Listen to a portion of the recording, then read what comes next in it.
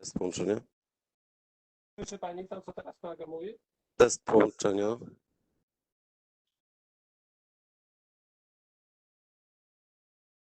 No.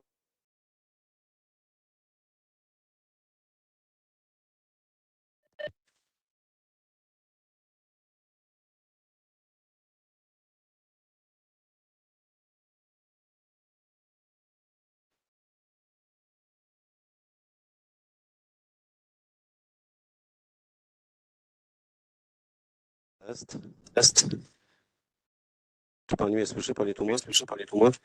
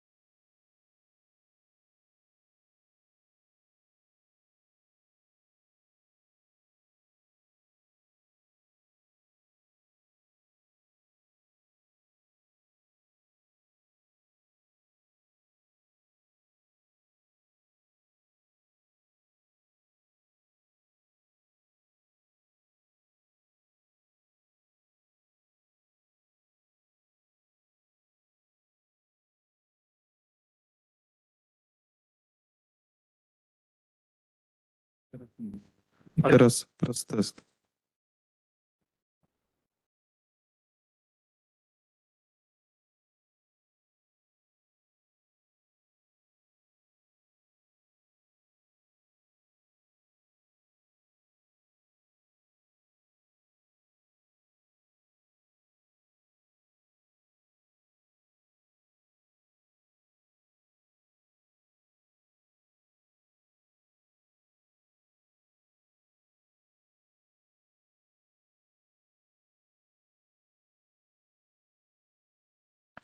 Okay, it's 4 minutes past 11, so I think it's high time we started.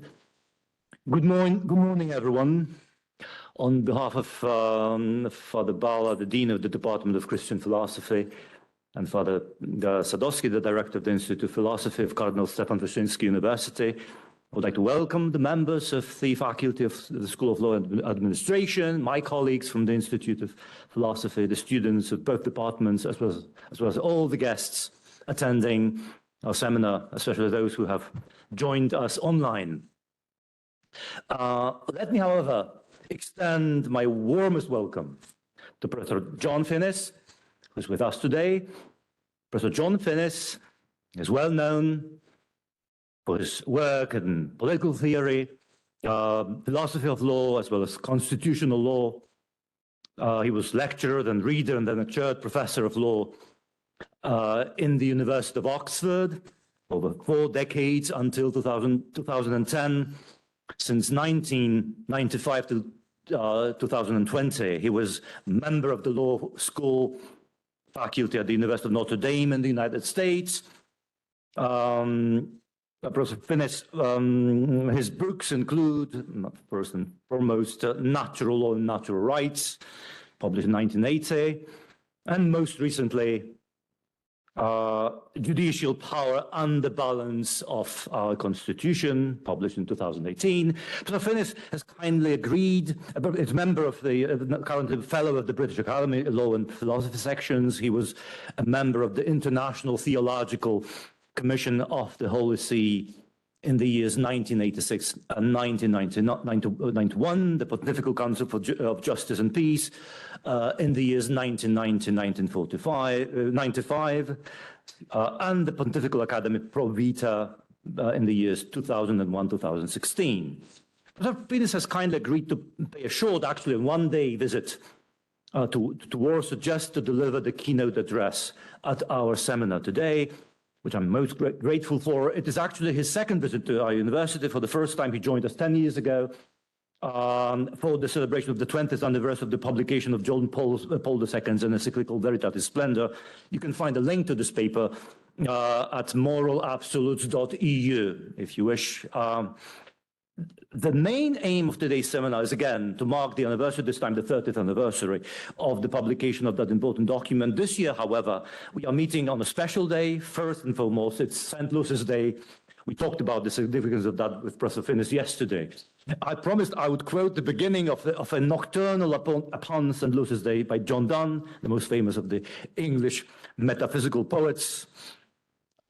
So 'tis the year's midnight, and it is the day's Lucy's, who scarce 7 hours herself unmasks.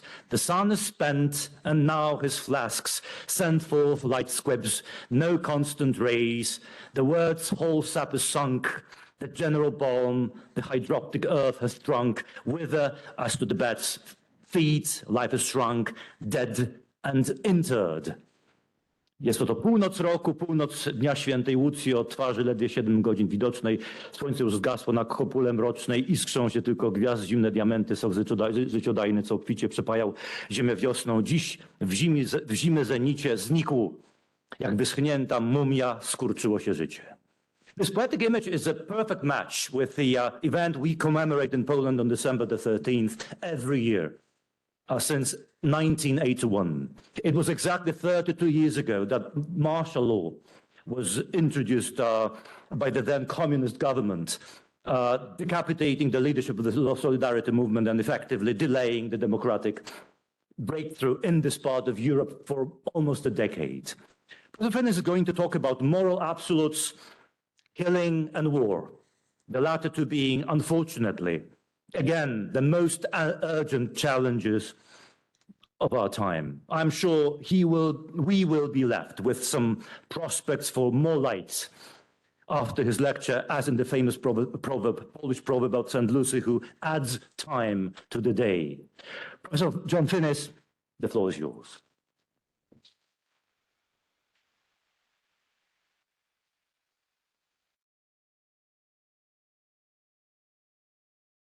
Thank you very much, Dr. Sebula.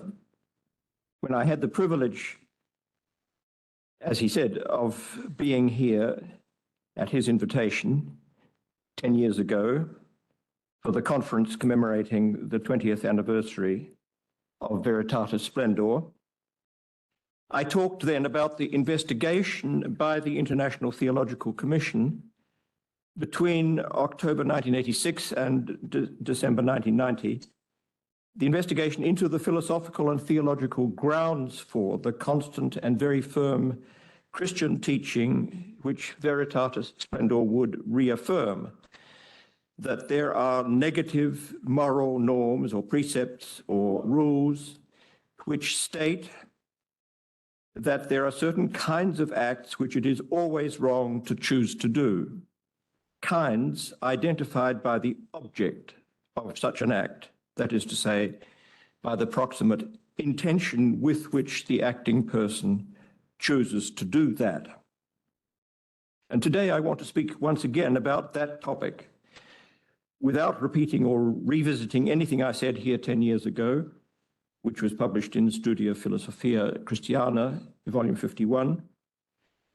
At first, I will say something about the issue in general and about the new campaign, the new front in the old war against that Christian teaching and its philosophical partial equivalents or analogues in Plato and Aristotle. The campaign or battlefront opened up in 2016 in the main body of section 304 of the Apostolic Exhortation Amoris Laetitia. In September 1988, after the subcommission working on this project had completed much of its research towards the report which the full commission would consider and adopt in 1990, I gave 4 public lectures in the John Paul II Institute in the Dominican House of Studies in Washington, D.C., under the title Moral Absolutes, Tradition, Revision, and Truth. And in September 1991, they were published under the same title as a book. And in the last chapter of that book, Challenge and Response, in a section entitled Historical and Ecclesiological Skirmishes, I made a few additions to the earlier chapter's critique of the arguments of proportionalist and other revisionary theologians, their arguments against the unbroken Christian teaching that there are some exceptionless negative moral norms. On page 90 of the book, I said, remarkably persistent have been the attempts in the years since 1965 to give authoritative support for proportionalism by reading back into the high scholasticism of Bonaventure, Albert, and Thomas, the essential proportionalist positions. And the very first of these attempts that I set out in a paragraph, which I will not now read because its whole content is set out more fully in my 1998 book, Aquinas, Moral, Political, and Legal Theory, in chapter 5.6, where I said, there is wide opposition today to Aquinas' thesis that some true moral norms exceptionlessly exclude certain types of act, specifiable not in terms already morally loaded, such as cruel, but simply in terms of their object, that is, their proximate intention, such as to kill an innocent, to copulate outside marriage, to assert what one does not believe, and so forth.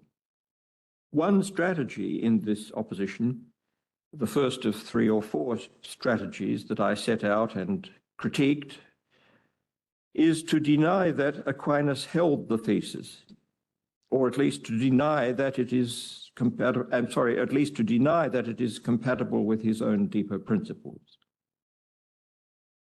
The text most often cited, I went on, to support this denial concerns indeed the general issue that we've been considering in this chapter, namely the way down from highest practical and moral principles to specific moral norms. General principles of practical reason, says Aquinas, in Summa Theologiae Prima Secundae question 94, Article 4, have the same truth and correctness for everyone, but specific conclusions of practical reason do not.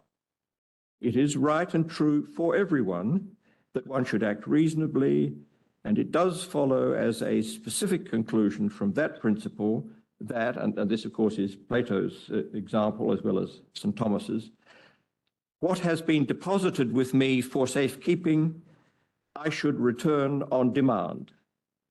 But although this conclusion is true for most situations, there are occasions when it would be harmful and unreasonable to return what I am keeping. For example, still Plato's and Aquinas' example, for example, if the thing deposited was a weapon and the depositor wants it back to use in attacks on my own people. And Aquinas here states quite generally that because practical reasoning deals with non-necessary matters, contingentia, its propositions become more and more subject to exception the further one descends from high-level general principle to specific conclusion. Is Aquinas, I went on, is Aquinas teaching that the particular moral norms which elsewhere he seems to propose as exceptionless are really no more than generalizations, true in general, put in pluribus, but not always? No. In fact, his own statement here, that moral norms are generalizations and are subject to exceptions, is itself no more than a generalization subject to important exceptions.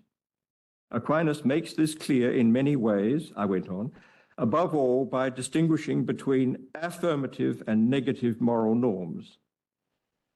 Some moral norms are negative, directing us not to do acts of a more or less specific type, but most are affirmative, directing one to do such and such.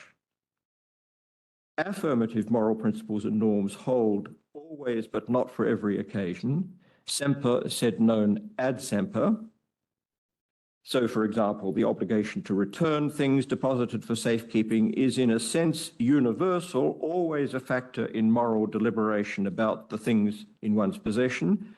Yet, there are occasions, those of the kind mentioned by Plato and Aquinas, when it should not, and therefore properly understood, does not govern those deliberations, but is superseded by other obligations of justice.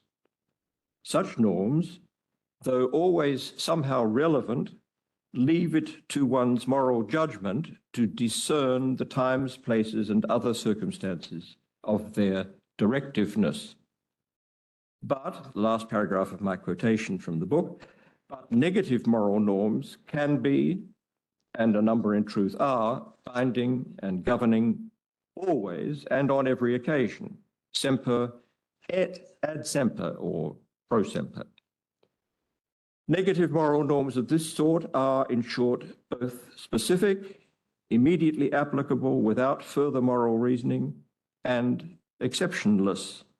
And it is these norms, relatively few in number, which give social life and just law their backbone. Unquote. We can easily see that if the proposition that norms become more subject to exception as they become more specific, if that were a universal truth rather than a generalization that is true only if itself it's subject to true exceptions, if that were the case, then there could not be any exceptionless moral norms. And the key teaching of Veritatis Splendor would necessarily be false. That is why there is a subversion of Veritatis Splendor, or even a declaration of war on it, and on the apostolic and rational teaching that it restated, when, in section 304 of Amoris Laetitia, Pope Francis says, "I earnestly ask that we always recall a teaching of St. Thomas Aquinas and learn to incorporate it in our pastoral discernment." And then he quotes from question 94, article 4 of the Prima Secundae, "Although there is necessity in the general principles, the more we descend to matters of detail, the more frequently we encounter defects. In matters of action, truth, or practical rectitude, it's not the same for all as to matters of detail, but only as to the general principles, and where there is the same rectitude in matter of detail, it is not equally known to all. The principle will be found to fail according as we descend further into detail," unquote. And then Pope Francis goes on, "It is true that general principles set forth a good which can never be disregarded or neglected, but in their formulation, they cannot provide absolutely for all particular situations," unquote. Such misdirection. Well, because I have expounded the foundational grounds and rationale of the philosophical and doctrinal theses subverted by Amoris Laetitia 304, exploring those grounds in each of the books I've mentioned and in others such as Fundamentals of Ethics and Natural Law and Natural Rights, I will today restrict my reflections to three topics which are related both to each other and to the apostolic moral teaching on exceptionalist moral norms, precepts or rules, norms, precepts or rules which exclude from sound deliberation all choices of certain specific kinds of act, kinds each defined by the object of an act of that specific kind. So I will say something first about what is involved in identifying kinds of acts by their object. And secondly, something about the teaching of the Catechism of the Catholic Church on capital punishment. In that teaching's three successive and different iterations, two of them under John Paul II, and the other under and at the instigation of the present Pope. And third, I'll say something about the remarkable, little noticed, but very important teaching of that catechism on killing in war. During the years when the International Theological Commission Working Group on Absolute Moral Norms was preparing the report approved in December 1991, I delivered a paper at a conference organized jointly by the philosophy departments of the Catholic universities of Leuven and Louvain. The paper was published in 1991 in the American journal The Thomist as Object and Intention in St. Thomas Aquinas, and is now essay number 9 in the second volume of my collected essays. It demonstrates by texts and analysis what a vital role is played in the moral thought of Aquinas by the object of the act, and the profound and deeply established truth that in this context, object must be understood in the way that it would in 1993 be captured by Veritatis Splendor 78, entirely without any drafting input or direct or indirect from me. 78 says, "The morality of the human act depends primarily and fundamentally on the object rationally chosen by the deliberate will, as is borne out by the insightful analysis still valid today made by St. Thomas. In order to be able to grasp the object of an act which specifies that act morally, it is therefore necessary to place oneself in the perspective of the acting person. The object of the act of willing is in fact a freely chosen kind of behavior. By the object of a given moral act, then, one cannot mean a process or event of the merely physical order to be assessed on the basis of its ability to bring about a given state of affairs in the outside world. Rather, that object is the proximate end of a deliberate decision which determines, brings to an end, the act of willing on the part of the acting person." Unquote from Veritatis Splendor. In the audience at the Leuven-Louvain paper on object and intention in Aquinas was Elizabeth Anscombe, whose little but great book, Intention, had been, for me and many others, a primary guide in recovering a conception of practical reason and human action, true both to St. Thomas and to the realities of human choosing and self-determination. She expressed her agreement immediately in private to me in the lecture room. And I mentioned that because a year or two later, again in 1991, there was published my essay on intention and side effects, now essay number 10 in the Collected Essays, Volume 2, in which I pursue over 5 pages a critique of her, Elizabeth Anscombe's 1982 paper for the American Catholic Philosophical Association on action, intention, and double effect. The best short guide to our controversy is a pair of short essays. First, the contribution by her son-in-law, Luke Gormally, to the Festschrift Reason, Morality and Law, 2013, Oxford University Press, in which he vigorously expounds and illustrates with an unpublished Nachlass of hers the conception of intention that she deployed in her morally oriented writings. And then secondly, my response to Gormally on pages 480 to 485 of the Festschrift, in which I illustrate the ways in which that conception, the one she deployed in her morally oriented writings, differs crucially from the different understanding of intention that she herself displayed and demonstrated the truth of in her book, Intention. As I say on page 483, the book Intention ascribes a descriptive and explanatory priority to the description or descriptions which behavior has in the practical reasoning, the deliberations by which the acting person shaped up the proposal he or she adopted by choosing to behave, act, or forbear in this way.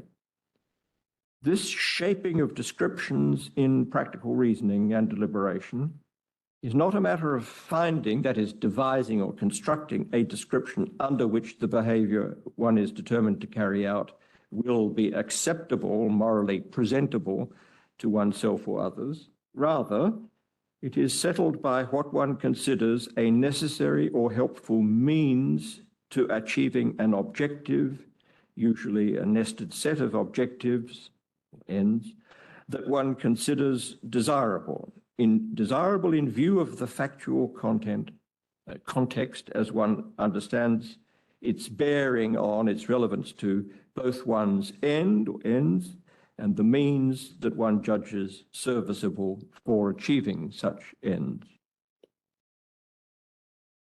In her moral writings, Anscombe's conception of the object of the act includes the thesis that there are important real and hypothetical ways of behaving such that doing or intending this just is doing that. So, her example in the Nachlass, transfixing a child with an arrow just is killing or gravely wounding the child. And intending the transfixing just is intending the killing or wounding. And that is the conception which I argued then and argue today is incompatible with the true conception of intention deployed in her great book. There, she illustrates the true conception with a scenario in which someone moves his arm to pump water to replenish the water supply, to earn his usual pay as a pumper, and does so knowing but caring nothing that the water which he needs as usual to deliver happens on this occasion to be poisoned water. About this scenario, Anscombe in the book Intention said, in that case, although he knows concerning an intentional act of his, replenishing the house water supply, that it is also an act of replenishing the house water supply with poisoned water, it would be incorrect by our criteria to say that his act of replenishing the house supply with poisoned water was intentional. And I do not doubt the correctness of the conclusion. It seems to show that our criteria, her criteria, are rather good. And I agree. Of course, it is agreed on all sides that the pumper who knowingly pumps poisoned water is morally responsible for the injuries or deaths he foresees and causes, but that responsibility of his is measured and assessed not by applying the exceptionalist moral norm against having killing or injuring as one's object, killing with intent to kill or injure, but instead by applying the moral principles that govern causing death or harm by side effect, praeter intentionem, principles which are highly context and circumstance relative and look to issues of fairness, fidelity to voluntary undertakings, obligations of gratitude, and other affirmative moral standards and norms, including positive law. Obviously, these are matters worthy of being discussed for much longer than today's occasion allows, so I pass instead to the important and difficult practical applications and implications that have been chosen for today's conference, capital punishment and war. The reformulation of Catechism number 2267, and now I hope that you have in hand what I call a handout with two sides, which has the text of all the numbers of the Catechism, the paragraphs of the Catechism that I will be referring to, and without those in hand, it will be difficult to follow my, my discourse. So, the reformulation of Catechism number 2267, which is not the first, but the fourth on the first page of the handout. The reformulation of that in August 2018 was described by the prefect of the Congregation for the Doctrine of the Faith as a development of doctrine. But in reality, I shall argue now, it does no more than rhetorically emphasize a doctrinal development initiated by Pius XII and made by John Paul II. That development still awaits a sufficient clarification and stabilization, and its implications for the education of military personnel and their supporting populations have hardly, I believe, been noticed, which is why I want to talk to you about them this morning. As you know, the Catechism was published first in 1992 in French, and translations in English and a few other modern languages were published in 1994. The whole Catechism was re-promulgated in 1997 with 103 passages amended, sometimes quite substantially. And now you have in hand, I hope, that two-sided sheet. Capital punishment is dealt with in the framework of the Fifth Commandment, paragraphs 2258 to 2330, and more specifically, in the paragraphs about respect for human life, that's 2258 to 2283, and most specifically within that of legitimate defense of oneself or others, paragraphs 2263 to 2267. The 1992 or 1994 treatment of legitimate defense was, in its two central paragraphs, 2265 to 2266, confusingly formulated, running together forcible defense, private police or military, with punishment. And that confusion was sorted out, resolved in 1997 by extensive rewriting of 2265, 2266. Numbers 2263 to 2264 on basic principles remained and remain intact, and implicitly they articulate or entail the major development of doctrine that was already visible in number 2307, as we will see. Catechism 2267 had been quoted whole, by the time we get to 1997, it had been quoted whole in the 1995 encyclical Evangelium Vitae, section 56, which you see in the small type footnote at the bottom of the second page of the handout, and was reaffirmed there in that encyclical as a principle that remains valid. 226792 as quoted, says, if bloodless, that means non-lethal means, are sufficient to defend human lives against an aggressor and to protect public order and the safety of persons, public authority should, or in the English translation of Evangelium Vitae, must, limit itself to such means because they better correspond to the concrete conditions of the common good and are more in conformity to the dignity of the human person, unquote. In the 1997 revision of the Catechism, all of that was retained, and I shall argue that the whole doctrinal content of the 2018 revision is already stated, even if not entirely expressly, in the sentence I have just read out, in which Evangelium Vitae 56 is quoting 2267 as it stood in 1992. But first, I'll continue and conclude the textual history. Besides what was retained, as I just said, from 92.4, paragraph 2267 was in 1997 expanded or supplemented with a preface, as I call it, and a fact-premised conclusion, each derived from Evangelium Vitae 56.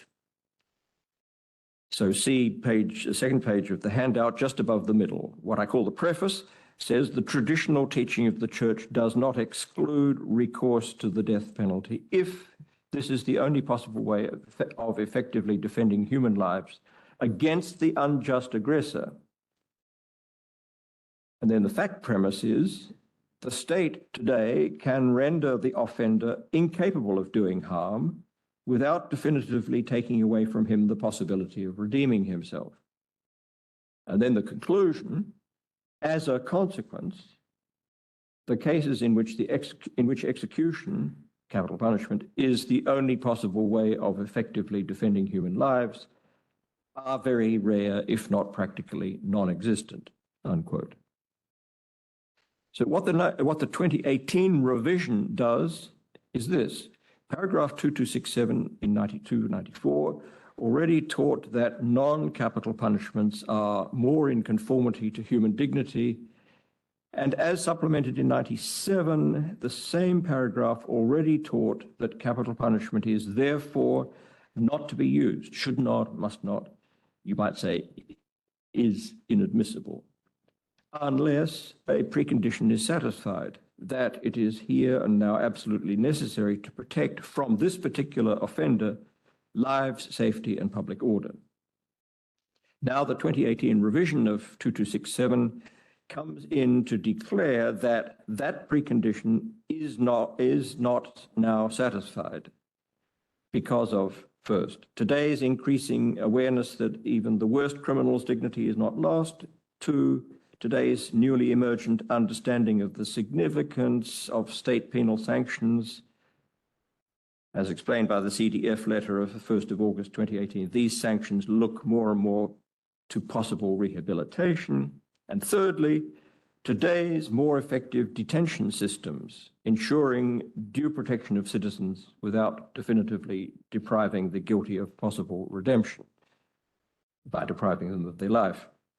Therefore, on the basis of those three principles, or consequently, in the authoritative Italian pertanto, the Church teaches in the light of the gospel that the death penalty is inadmissible because it is an attack on the inviolability and dignity of the person, citing Francis's address of the 11th of October 2017.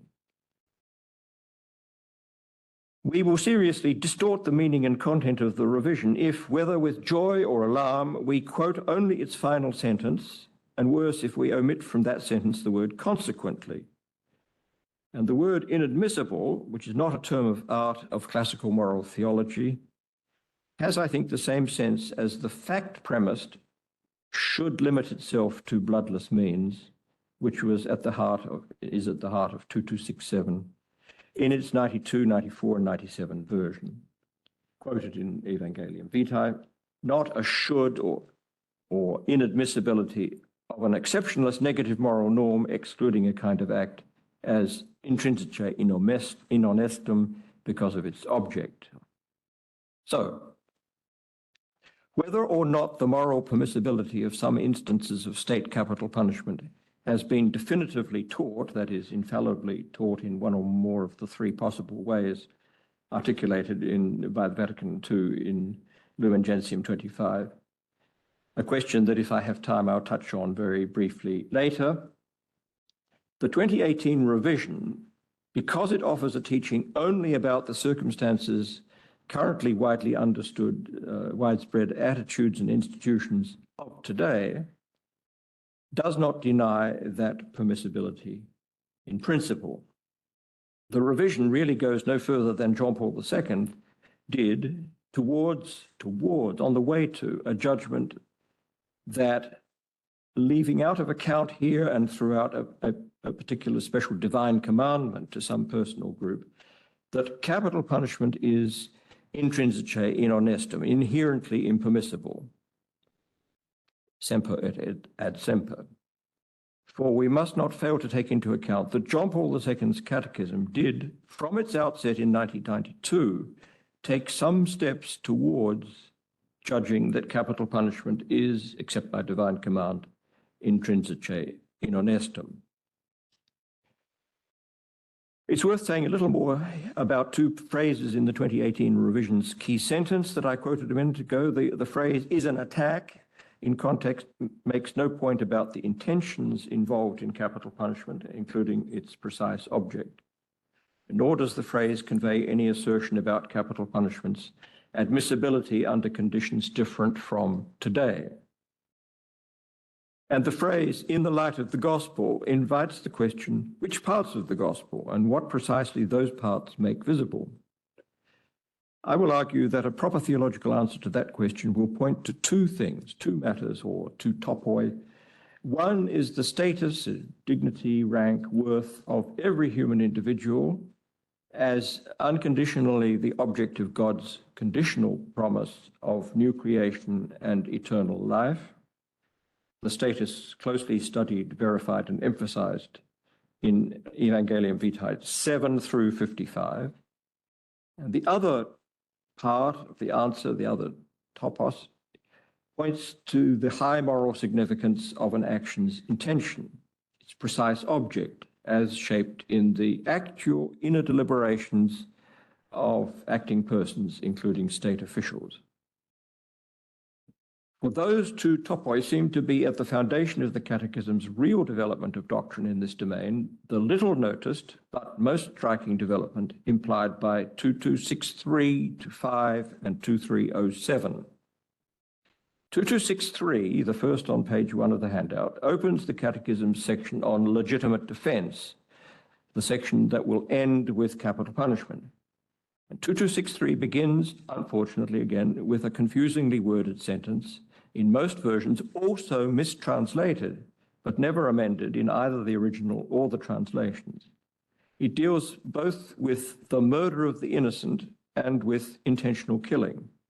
The sentence's intended meaning, its thesis, is then made clear by the sentence following it, which is a quotation from Aquinas' famous statement that as a private person, one's morally legitimate defense of oneself, or those one's responsible for, can have a double effect: the preservation of oneself and the killing of the aggressor. The one effect is intended, the other effect is not. Or he means should not be.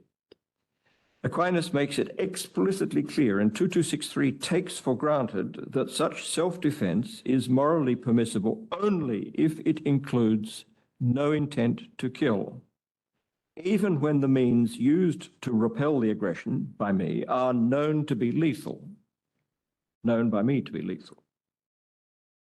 Now, Aquinas in the same article goes on to say that public officials, police, military, judges, and so forth, can permissibly act against aggressors or criminals with, if need be, intent to kill them.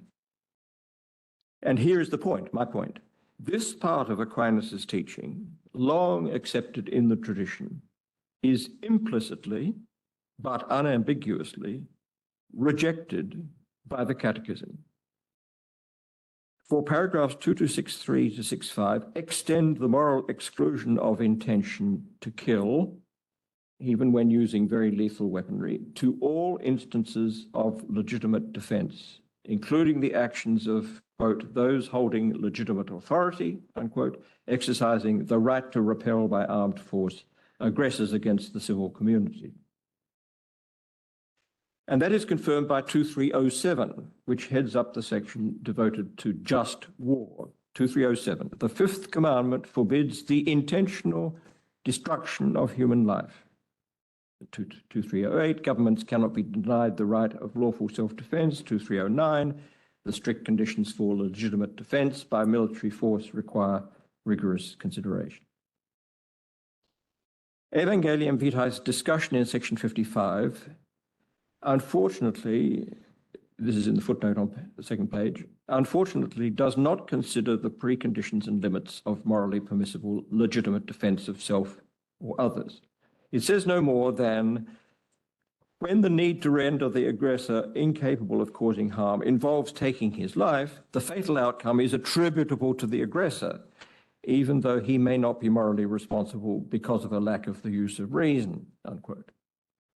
And we can well leave to one side the more or less fictional attribution of the aggressor's death to himself. Despite these deficiencies, Evangelium Vitae 55 does indicate that the right of legitimate defense is about not the bringing about of the aggressor's death, but the repelling of what is causing or likely to cause harm, nocere. It is implied, I suggest, that because those, the aggressors, who are causing or likely to cause such harm, are harming nocens, they are not known nocens, they are not in this sense innocent for the purposes of the commandment, do not kill the innocent. They are not in this sense innocent, adds 55, even if they are not morally responsible because they lack the use of reason, like a drugged or coerced child firing a machine gun in a crowded playground. Anyway, Evangelium Vitae left intact the Catechism's remarkable adjustment of the tradition, the remarkable implicit judgment that there is no relevant difference between private persons and public officials in relation to the wrongness of intentional killing. For both classes of persons, there is to be no intending to kill, not even while deciding to carry out forceful, violent measures that one knows are likely or certain to have lethal effect, but reasonably judges are needed to stop criminals in their crimes or enemy forces engaging in operations aggression against one's country. And this is true, as 55 says, even when those operations to be stopped or defeated are by morally innocent conscripts advancing towards our lines under compulsion by ruthless blocking squads, much like that child in the playground. The Catechism, to summarize, is teaching as a truth of natural law and our religion that intentional killing is exceptionlessly wrong, but is distinguishable from using lethal means chosen simply for their efficacy as rendering harm doers hors de combat, putting them out of the fight. That is, it is teaching the wrongness of all killing with intent precisely to kill, all choices and actions whose object is killing, as distinct from the intent to stop the attack by use of means that, while targeting the attacker and known to be lethal in their effect, known to kill, are chosen for their stopping power, not their lethality, and thus are intended precisely for and have as their object putting the attacker out of the fight. These texts, 2263, 65, and 2307, articulate a change in the tradition, a change that deserves, as I've said, far more attention and discussion than it has yet received, and is, one could say, much more important than the accompanying more ambiguous shifts of position limited expressly to capital punishment. It's this wide and rigorous teaching about everyone's obligation to respect all human life by excluding all intent to kill that is then applied to capital punishment in the way that I've been suggesting to you is essentially constant from 1992 to today. That application has attracted much publicity and anxious attention, but of vastly greater practical significance in itself is the wide teaching summed up in 2307, applying as it does to training and conduct of armed forces, police, or military. Yet how many people who welcome or who deplore John Paul II's teachings on capital punishment and the essentially similar teachings of Francis are even aware of John Paul II's wider teaching that intent to kill must be excluded from all police and military deliberations and choices of action. This whole set of teachings in all formulations is based as its context in the unified section 2263 to 69 on legitimate defense, as clarified or confirmed in 2307, as all that makes clear, is based on two foundations, the two topoi I spoke of above, the fundamental human good and sacred status of the life of each and every human being, and secondly, the reality and significance of double effect, that is, of the distinction between effects that one intends and effects that one does not intend, but knowingly causes as side effects of carrying out what one does intend. These are foundations that have emerged in the manner mentioned in Evangelium Vitae 2 and 28 and described in same encyclicals 55, when it says Christian reflection has sought a fuller and deeper understanding of what God's commandment prohibits and prescribes. And then it cites 2263 to 2269. In examining these foundations in turn, we're not looking, I suggest, at the corruption of Catholic thought and doctrine by secularized sentimentalism, as some or many critics understandably suppose. We are rather looking at a closer and closer attention to the tradition's principles of faith and morals and to what these principles require in cleansing of the heart and in steadily pursuing understanding. So sacredness is predicated of every human life, not as pious rhetoric, but as summarizing a doctrine. The doctrine God alone is the Lord of life and death. And that doctrine heads up the paragraph in Gaudium et Spes 51, in which the Second Vatican Council lent its weight to the Church's age-old, indeed apostolic teaching against abortion, infanticide, and contraception. For God, the Lord of life, has entrusted to men and women the preeminent ministry of safeguarding life in a manner worthy of man, of the human. Of course, a life about to emerge that naturally will begin unless I do something to prevent it is greatly different from a life already in being. And Paul VI in Humanae Vitae soft-pedaled, de-emphasized the contraception is contra life rationale of Christianity's perennially double rationale teaching against contraception, highlighting instead the contraception is contra marriage, the marital chastity rationale. He soft-pedaled but did not overlook the lordship of life, of God over life, even in its initial inception, is quietly asserted in Humanae Vitae's very first sentence, and then is spelled out, referring also to human life's sacredness in the second paragraph of that encyclical's key central section about what's wrong with contraception, number 13. The sole and absolute lordship of God over human life and death is then emphatically thematized in Catechism 2258, 2318-9, and in Evangelium Vitae 39, 46, 47, 52, citing Humanae Vitae 13, 53, 55, and 66. As 53 puts it, God proclaims that he is absolute Lord of the life of man. Human life is thus given a sacred and inviolable character. 39 roots the doctrine in Deuteronomy 32. The Catechism 2318 roots it in Job. Aquinas gave prominence to the formula Deus Dominus Vitae et Mortis. God is the Lord of life and of death. And then dignity, human superiority to the subhuman, is a necessary but never sufficient ground for the natural and Christian moral truths about killing. Its sanctity of life, God's sole lordship over the passage from life to death, that is needed and available even in unaided natural reason at full stretch, as premise for the strict exclusion of autonomous acts of suicide and voluntary euthanasia. So, as the 20th century church had to face up to ever more insistent calls to legitimize those options, suicide and voluntary euthanasia, it had to deepen its appropriation and understanding of the moral implication of both the unpopular truth that each and every human being was at his or her very origin the object of a special act of creation, ensoulment by God, and the truth, more popular but sadly often taken lightheartedly for granted, as if unconditional, that each human being thus summoned into life is a creature so significant that God has prepared for him or her a place in his kingdom and a sharing in his divine life.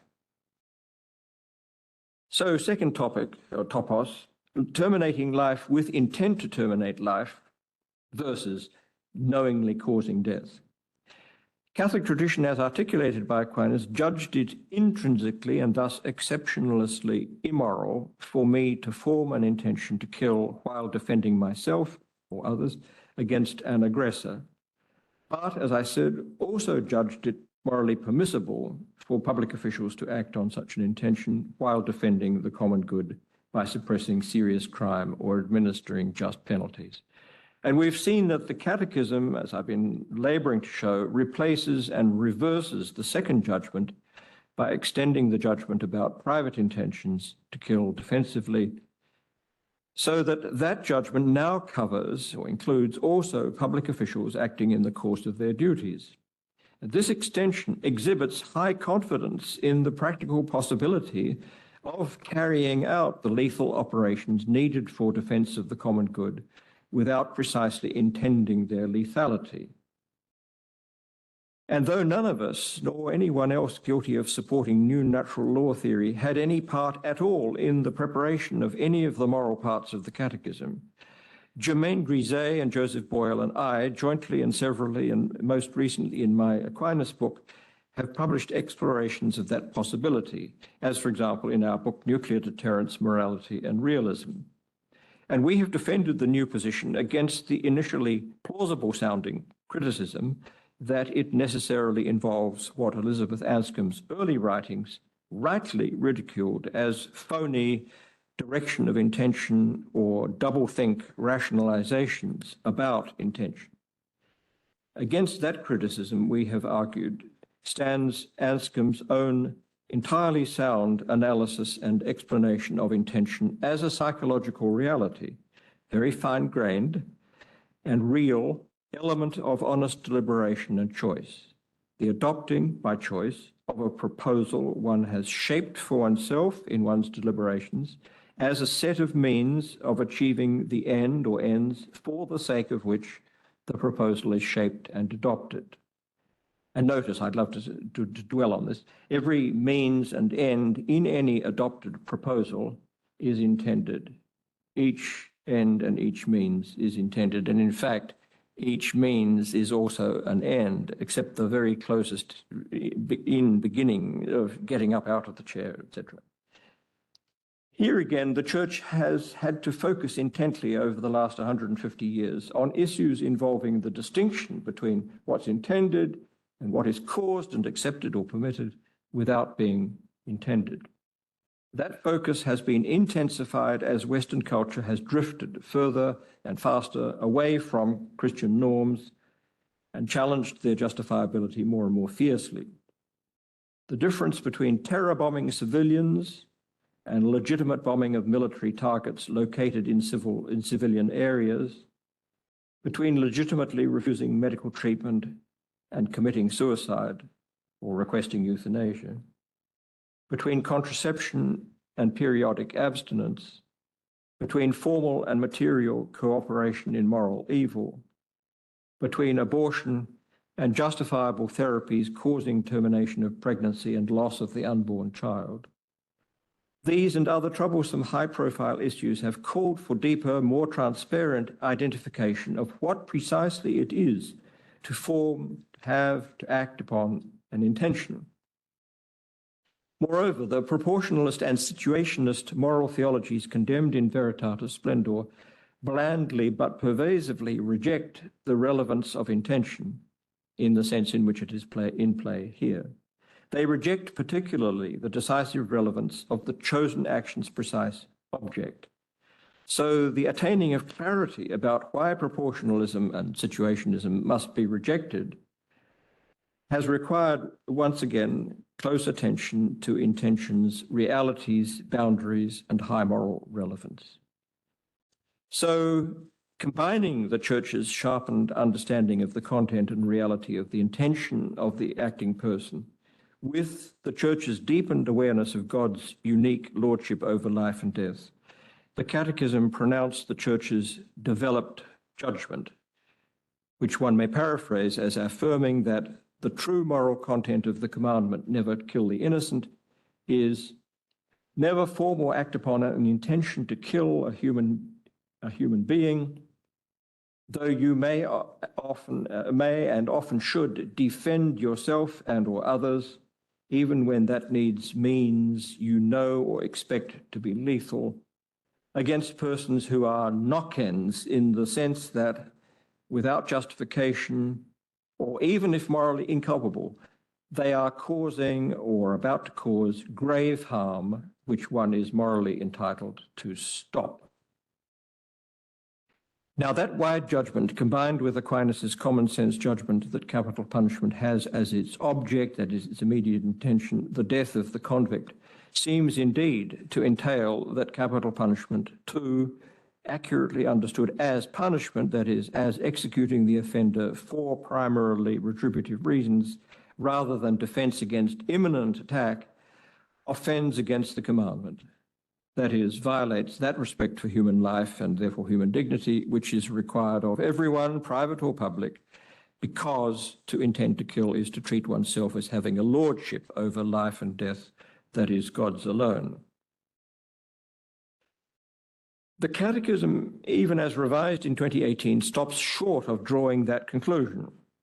But it's reasonable to ask, could the proposition that capital punishment inherently offends against the fifth commandment and the equivalent precept of natural moral reason and law, could that be adopted and taught consistently with, that is, as an authentic development of past church teaching about capital punishment? And I explored that question briefly in public discourse, in the journal, online journal Public Discourse, in August and December 2018, where you can find the arguments that I articulated for the conclusion that the Catholic Church has not definitively taught the permissibility of state capital punishment precisely as capital, that is, intended to kill, because not sheerly defensive, but instead seeking death for the sake of punishment, or deterrence, or incapacitation. So I was hoping to talk to you about those reasons, but I've gone over my time. So you can consult, and you can find them all in the August and December 2018 numbers of Public Discourse, which are online, are easily found by search. So I go straight to my final page. I'd love to have expounded those reasons to you now, but I've run out of time.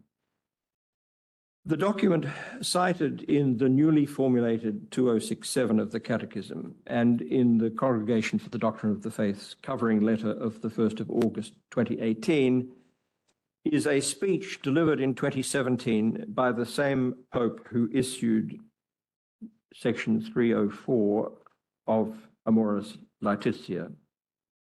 So it is no surprise that the theological or moral reasons proposed for the change in Catechism 2067 do not articulate the ground or grounds that I've been suggesting to you could truly authenticate a development of doctrine excluding capital punishment as intrinsically immoral by reason of its object.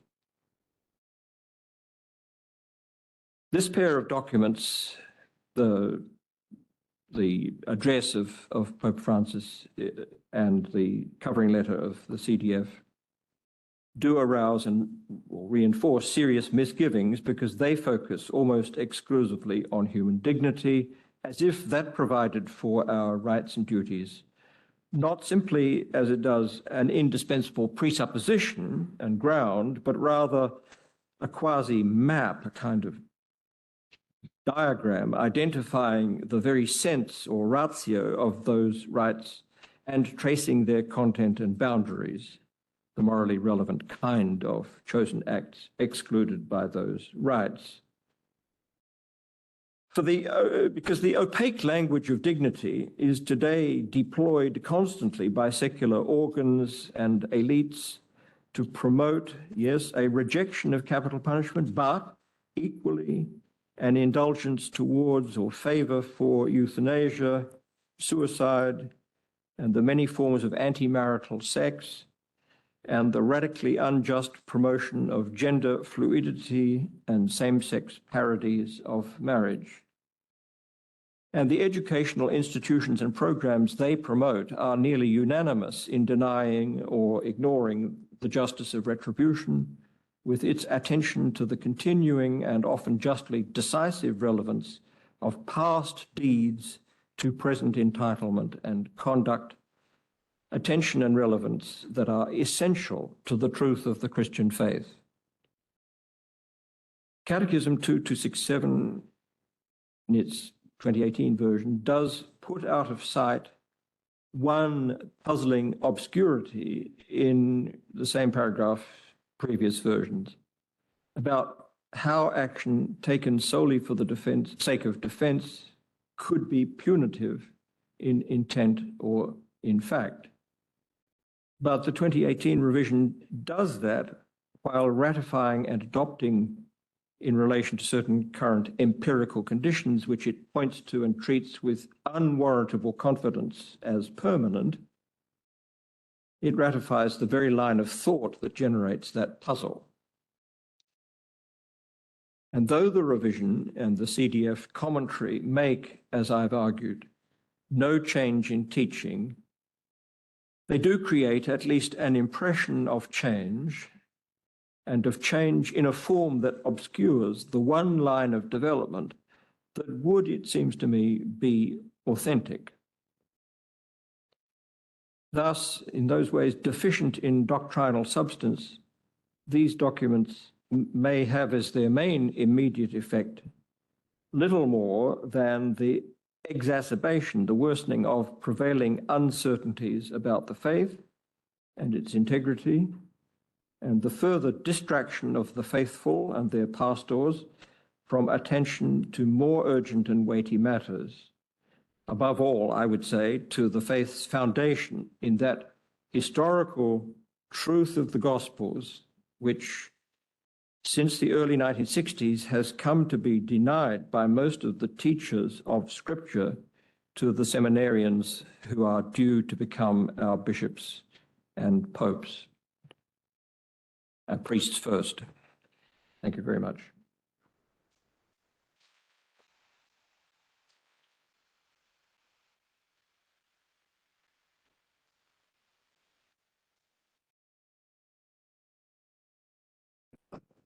Thank you very much, Professor Finnisa.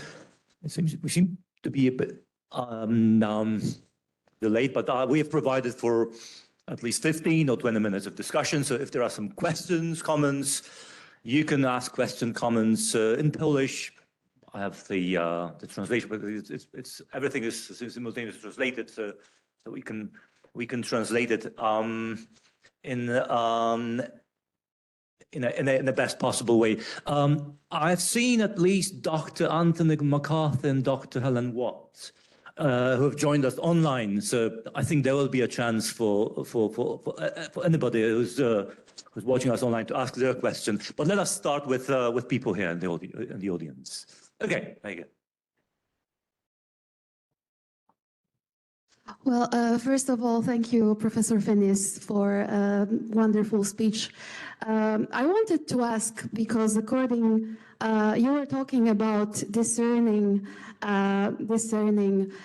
Actually, I have written it down. If someone is threatening the common good, and in Radbruch's formula, there is this. Well, he says actually that it has to be grossly unfair to threaten someone's good, and then it's unjust. And according to the new natural law, what are the conditions, according to you, that we need to know that something is threatening common good? Because Is what? Something is what? What are the conditions of the natural law, new natural law, that we know that something is threatening our common good? Yeah. Well, is that? I just also wanted to ask if there are any levels of responsibility, if there are any levels of the threat, if it's, just one phenomenon, or if there are many levels. Yeah. Thank you. Good.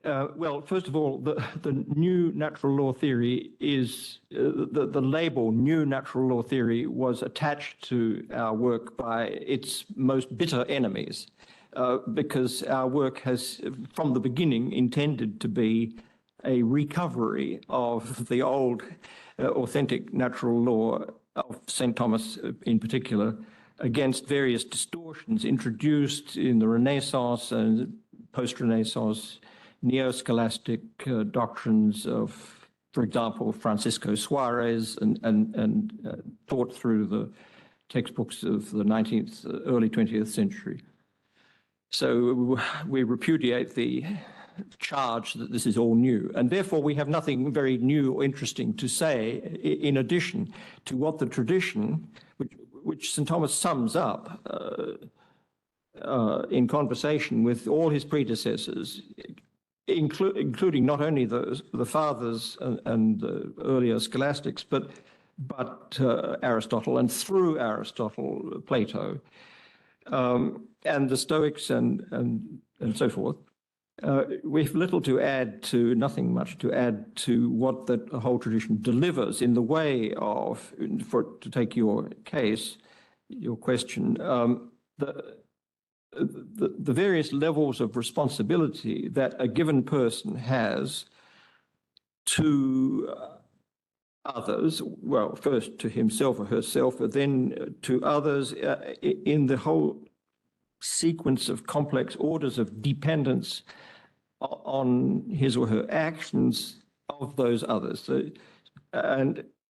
So no one is responsible for everyone in all respects, but each of us is responsible for everyone in some respect. But that responsibility becomes thinned out and more subject to override, defeat, etc., by more urgent responsibilities. So it's the conception of circles of responsibility through the family, through the nuclear family, through the wider family, through the neighborhood. This is all Aristotelian thought, and from the neighborhood out to circles of economic dependence and so on. And then we have the idea of the state or a state. The political community, which takes responsibility for a defined territory or domain, in which the complex of relations between individuals and families and neighborhoods and associations for economic and other purposes are to be supervised so that they're not subject to hierarchical, cynical, criminal exploitation by those who are indifferent to their responsibilities or who unilaterally prioritize one responsibility regardless, so to speak, of everyone else. So we need some more or less impartial judges to supervise this complex of relationships to protect them against exploitation and immoral abuse. And that responsibility then, in the case of the state order, becomes one of coercion and compulsion. So the only way of stopping the criminal, the irresponsible, is to prevent them, to stop them, and in the last analysis, to put them hors de combat. So we have state law with its coercive edge, well, not just edge, but center, because in the end, what the judge administers is a compulsory judgment, which must be applied by the organs of the state. So the kinds of conceptions of fairness and responsibility that are in play are, on the whole, systematically worked out in legal doctrine, which is similar across vast domains of legal orders in time and place, but with subtle differences that people have developed by custom or by whatever cause, so that you have more or less characteristic doctrines of legitimate defense and of the various doctrines of expropriation and so on that are peculiar to one legal system and slightly different from others, significantly different, etc. But presiding over all that is this set of generalized principles which are relevant in all circumstances, but each of which is subject to override and exceptions by virtue of the interaction with other similar general principles. And all that is kept steady, as I said, or given its backbone by the few but important strategic absolute exclusions.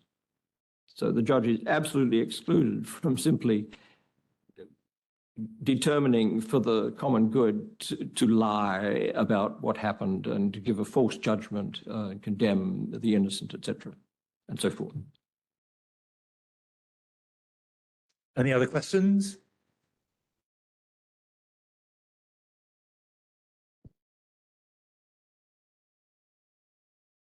Thank you very much for your speech. I have kind of a more practical question. So you mentioned the fragment of Amoris Laetitia. And what I've heard and interpreted in what you said is that it is in some contradiction with Veritatis Splendor. And I have a question whether it is only one of the interpretations and maybe there is some more favorable interpretation of this part of Amoris Laetitia, and what we as Catholics should do. So should we spread the more favorable interpretation which agrees with Veritatis Splendor, or should we point that, yeah, this really contradicts Veritatis Splendor?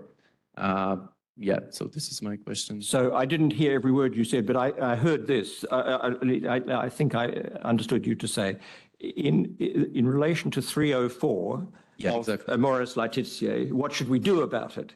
Yeah, exactly. And is it what you said is only one of the possible interpretations, or is it the fact that it contradicts Veritatis Splendor and we can't do nothing about it and we can't find any more favorable interpretation? Well, it's a great question, isn't it? But, and so the Holy Father speaks out of his apostolic authority, which he holds by virtue of the whole apostolic tradition. And the whole apostolic tradition contains as integral the teaching of Veritatis Splendor, in the key sections. I mean, not every word of Veritatis Splendor, but it's teaching in 3 or 4 sentences against proportionalism.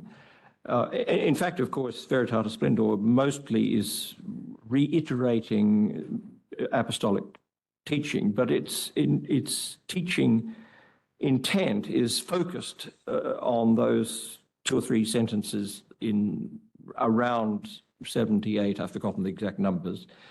It's on each side of 78. And those are, as I say, recapitulating and handing on, reasserting something that has been constantly taught more or less explicitly since the beginning.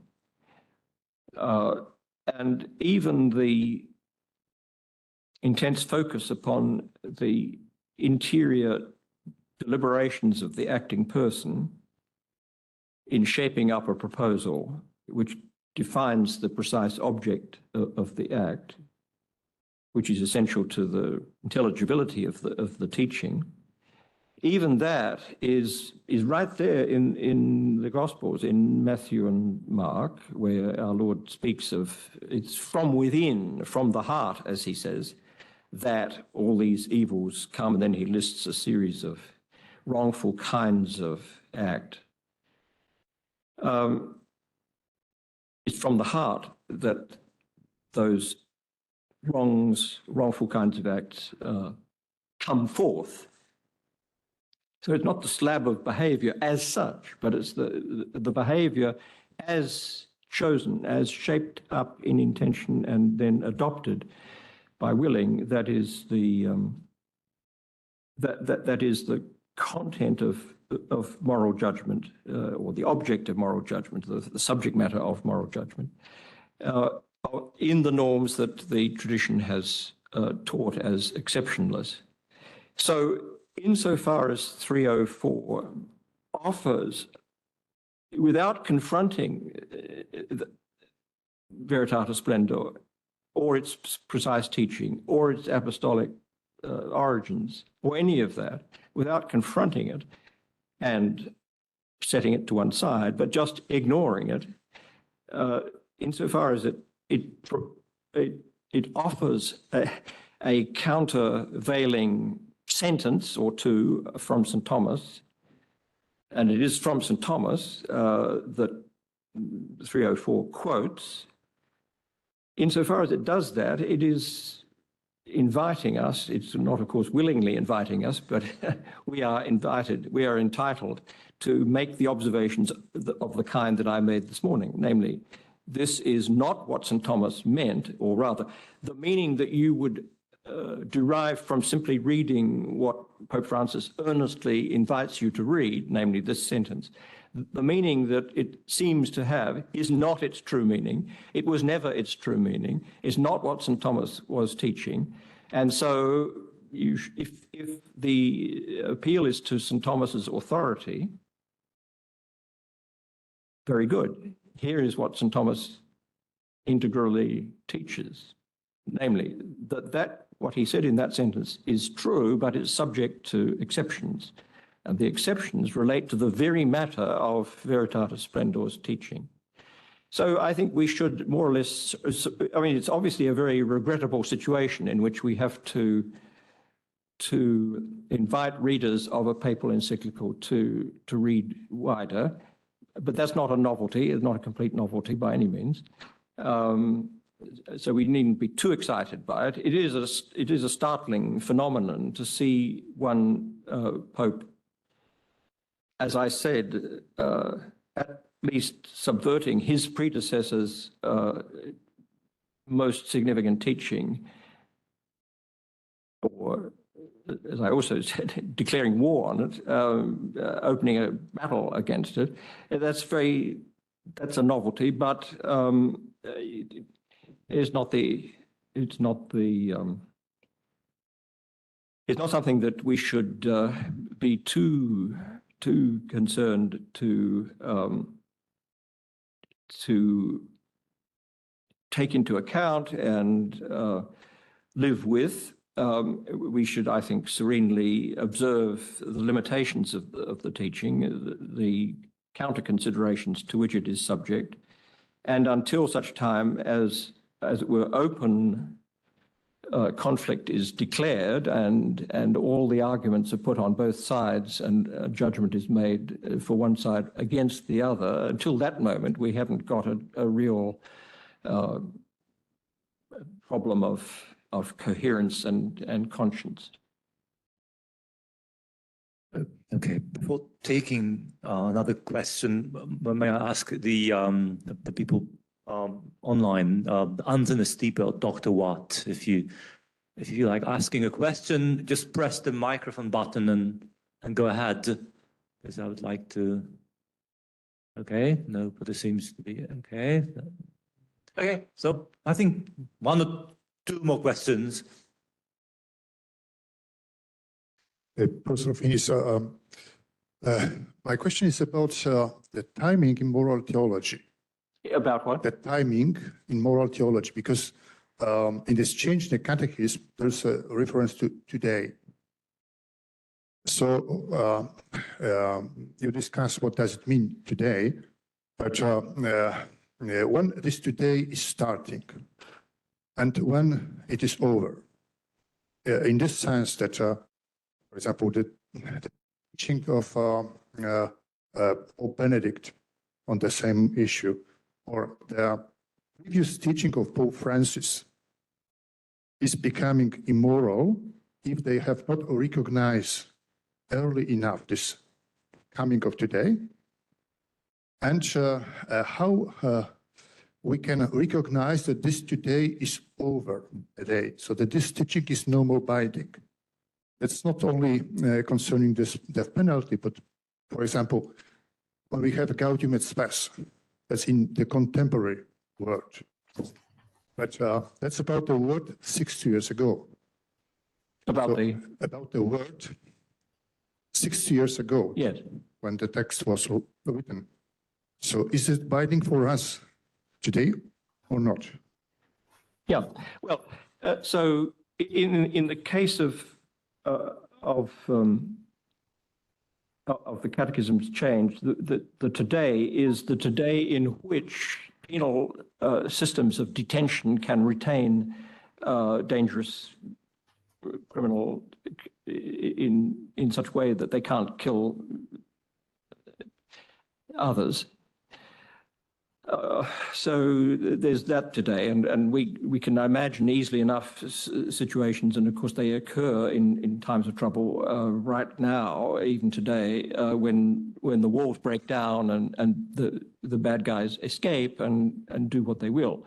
So there's a kind of relativity to to that, so that today there might last a day, or it may, we hope, of course, that it will last indefinitely. And we intend we hope and intend to live in societies which can contain dangerous persons in humane but secure conditions, such that they are no longer a danger to others. So that today we hope will last indefinitely. But on the other hand, as I've just said, it may last until tomorrow when in fact there's a revolution and the walls come down and so forth, or some other breakdown. The today of the church in the modern world and reading the signs of the times, so-called, is a trope.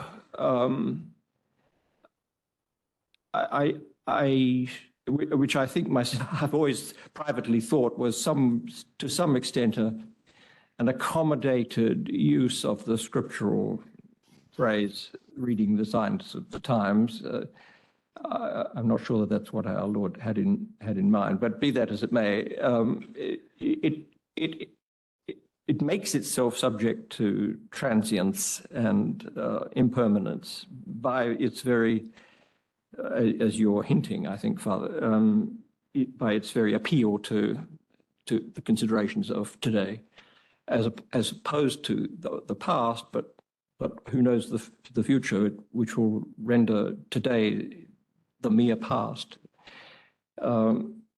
And that's why I think it's important to go behind all that without rejecting any of it to the apostolic, to the today of 30 to 33 AD, when the definitive revelation was made, and from that extraordinary 3 years and its culminating events, we get what's intended to last to the end of this world, the human end of this world. That's a reasonable today, which is permanent. The today of the new creation that is inaugurated in Christ and announced as the imminence of the kingdom, the coming of the kingdom, to which the response is repentance and conversion, because the kingdom is what counts, and it starts now and it ends in eternity. It doesn't end. So the burden of the apostolic mandate is to carry all that, including its moral parts, which are part of the condition on which eternal life is made available to human beings in this astounding final phase of creation. It's our responsibility to carry that forward through all the todays.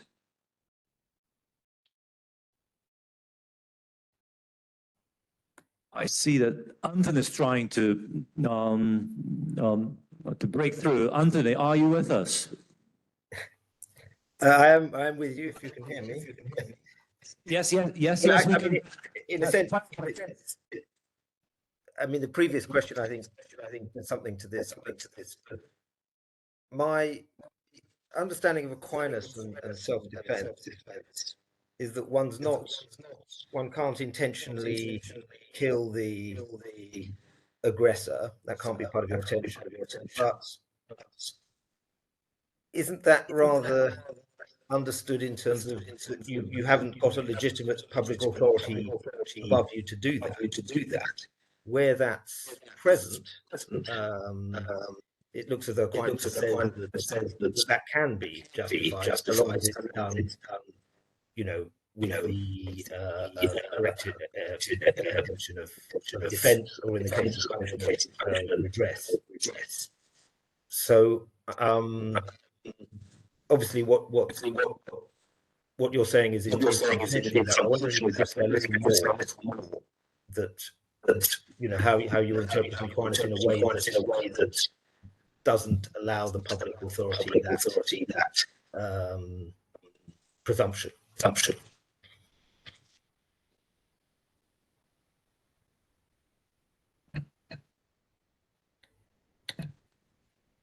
if I understand you rightly, Anthony, what I'm arguing is that the Catechism brusquely, firmly, you might say decisively, sets aside that second part of the very same paragraph of St. Thomas, and does so without drawing attention to that, but it's highly visible. It simply quotes the sentence, sorry, when talking about public authority, as well as private self-defense, it quotes only the section of the article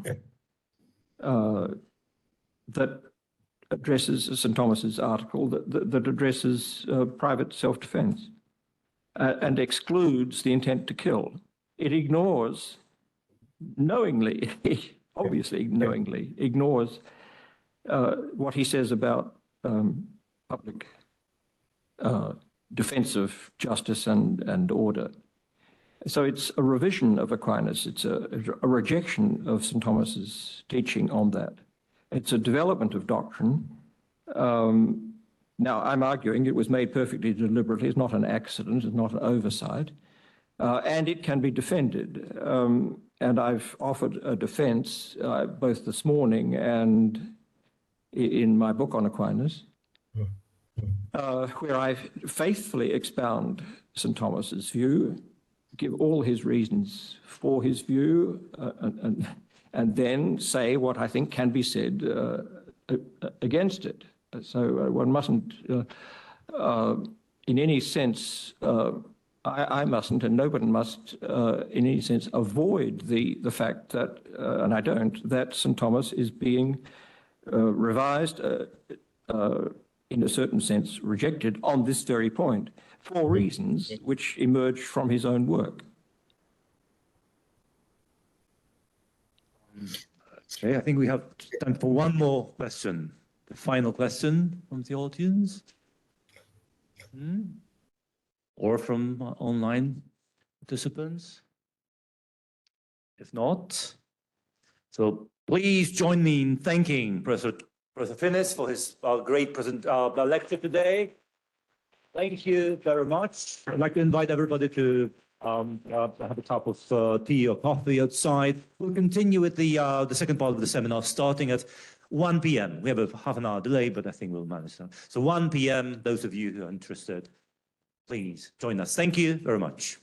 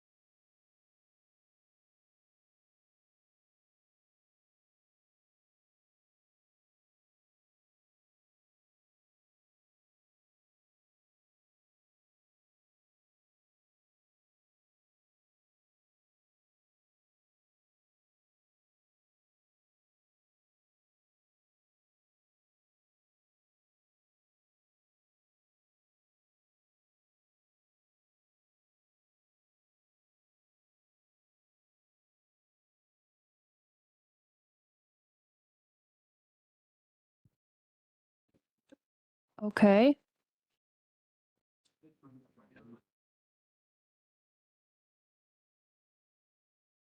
Nie mogę. Okay. Welcome back after the coffee break. Now it's time for the second part of our seminar. And the first speaker is Adam Cebula from Kardynał Stefan Wyszyński University in Warsaw. And he will tell us about Catholic ethics of war and, speaking precisely, Catholic ethics of war on the plausibility of Christian pacifism. The floor is yours. Thank you. I'll read out the paper just to stick to the time limit. A number of public statements made by Pope Francis in the course of the past 1.5 years regarding the Russian military aggression against Ukraine have caused considerable confusion not only among the faithful of the Catholic Church, but also among members of the general public witnessing the tragedy of the Ukrainian population massacred by Russian soldiers. Already in March 2022, while addressing the participants of the Congress of the Pontifical Foundation Gravissimus Educationis, the Pope said, you have it on the board, we think of so many soldiers who are sent to the front, very young Russian soldiers, poor things. Let's think of so many young Ukrainian soldiers. Let's think of the inhabitants, the young people, boys, girls. A war always is the defeat of humanity. Always. We, the educated who work in education, are defeated by this war because, on the one hand, we are responsible. There are no just wars. They do not exist. Non esistono le guerre giuste, non esistono. That was the exact quote. An even more controversial point was made in the subsequent part of Pope's speech. The common good is connected with love and cannot be defended by military force.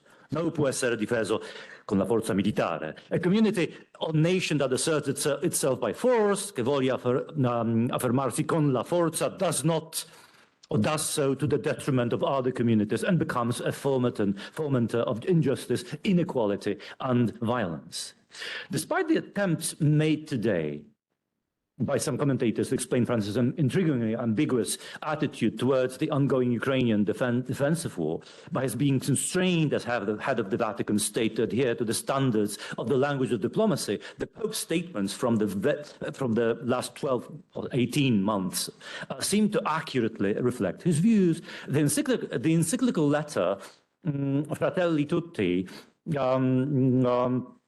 published by Francis 3 years ago, discusses issues directly related to the morality of war. In the first part of the document, in the passage entitled War and Death Penalty, the Pope deals with the challenges posed by contemporary armed conflicts. The climax of this fragment of the encyclical is the thesis which radically questions the centuries-old achievements of Christian moral philosophers, poring over the possibility of justifying military action.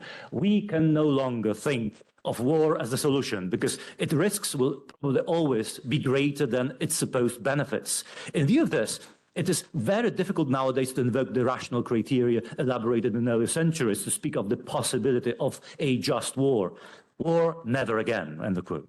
Although this apparent rejection of moral permissibility of military action of any kind is phrased in the context of a number of accurate observations about the unprecedented potential of modern military technologies, the sharpness of the anti-war message presented in the document promoting the official moral teaching of the Pope makes it necessary to ask a question about its elementary meaning, independent of possible general interpretations of Francis's inclinations towards pacifism. A question of this kind, critical or urgent, in the light of daily reports about hundreds of innocent victims of the war in Ukraine, is essentially a question about the plausibility of jus contra bellum, apparently understood by Francis as the culmination of Christian philosophical reflection on the phenomenon of war, so far developed around the three fundamental principles justifying military action: jus ad bellum, jus in bello, and jus post bellum. Providing a philosophical, especially Catholic philosophical commentary to the anti-war statements made by the Pope, so significant from the perspective of the current events, seems necessary for at least three reasons. The first is related to the very foundations of the prevalent legal and ethical approach to the issue of war, laid by the most respected and influential Christian thinkers of all times, revisited on several occasions, sometimes in most dramatic historical circumstances by their followers, and ultimately confirmed in the fairly recent documents articulating the Catholic Church's official position on the permissibility of employment of military force. The second is the specific mode of Francis's apparent repudiation of the doctrine of just war, implying the essential equalization of the moral status of either warring party, whether in the case of conflicts initiated and sustained by undeniable, even in the case of conflicts initiated and sustained by undeniable and unprovoked acts of aggression perpetrated by one of them. An inevitable outcome of the Pope's unqualified anti-war pronouncement is also a peculiar understanding of often heroic military resistance mounted in the course of the past century against totalitarian regimes such as the Nazi Germany or the Soviet Union, the latter being openly and systematically proclaimed by Russia's President Vladimir Putin to be a model form of political organization of Central and Eastern Europe. Last but not least, the necessity of examining both the reasonableness and the moral soundness of the Pope's position on the permissibility of war, expressed repetitively in the context of the ongoing defense operation carried out by the Ukrainian armed forces, stems from the dubiousness of one of the elementary assumptions of this view. The assumption in question, the belief in the impermissibility of an attacked political communities unintendedly exposing its members to the enemy's violence without having a substantiated prospect of a relatively swift success of its defensive military undertaking may also adversely impact the interpretation of the just war formula contained as yet in the Catechism of the Catholic Church. In reconstructing the beginnings of Christian deliberation on the morality of war, one cannot overlook a close affinity between jus contra bellum advocated by Pope Francis and the radical pacifism of early Christian thinkers such as Tertullian and Lactantius. According to Tertullian, the followers of Jesus have no choice but to dismiss the possibility of doing military service. The rejection by Christians of any engagement in warfare must be complete, even if the Old Testament does provide examples of military violence permitted or even commanded by God.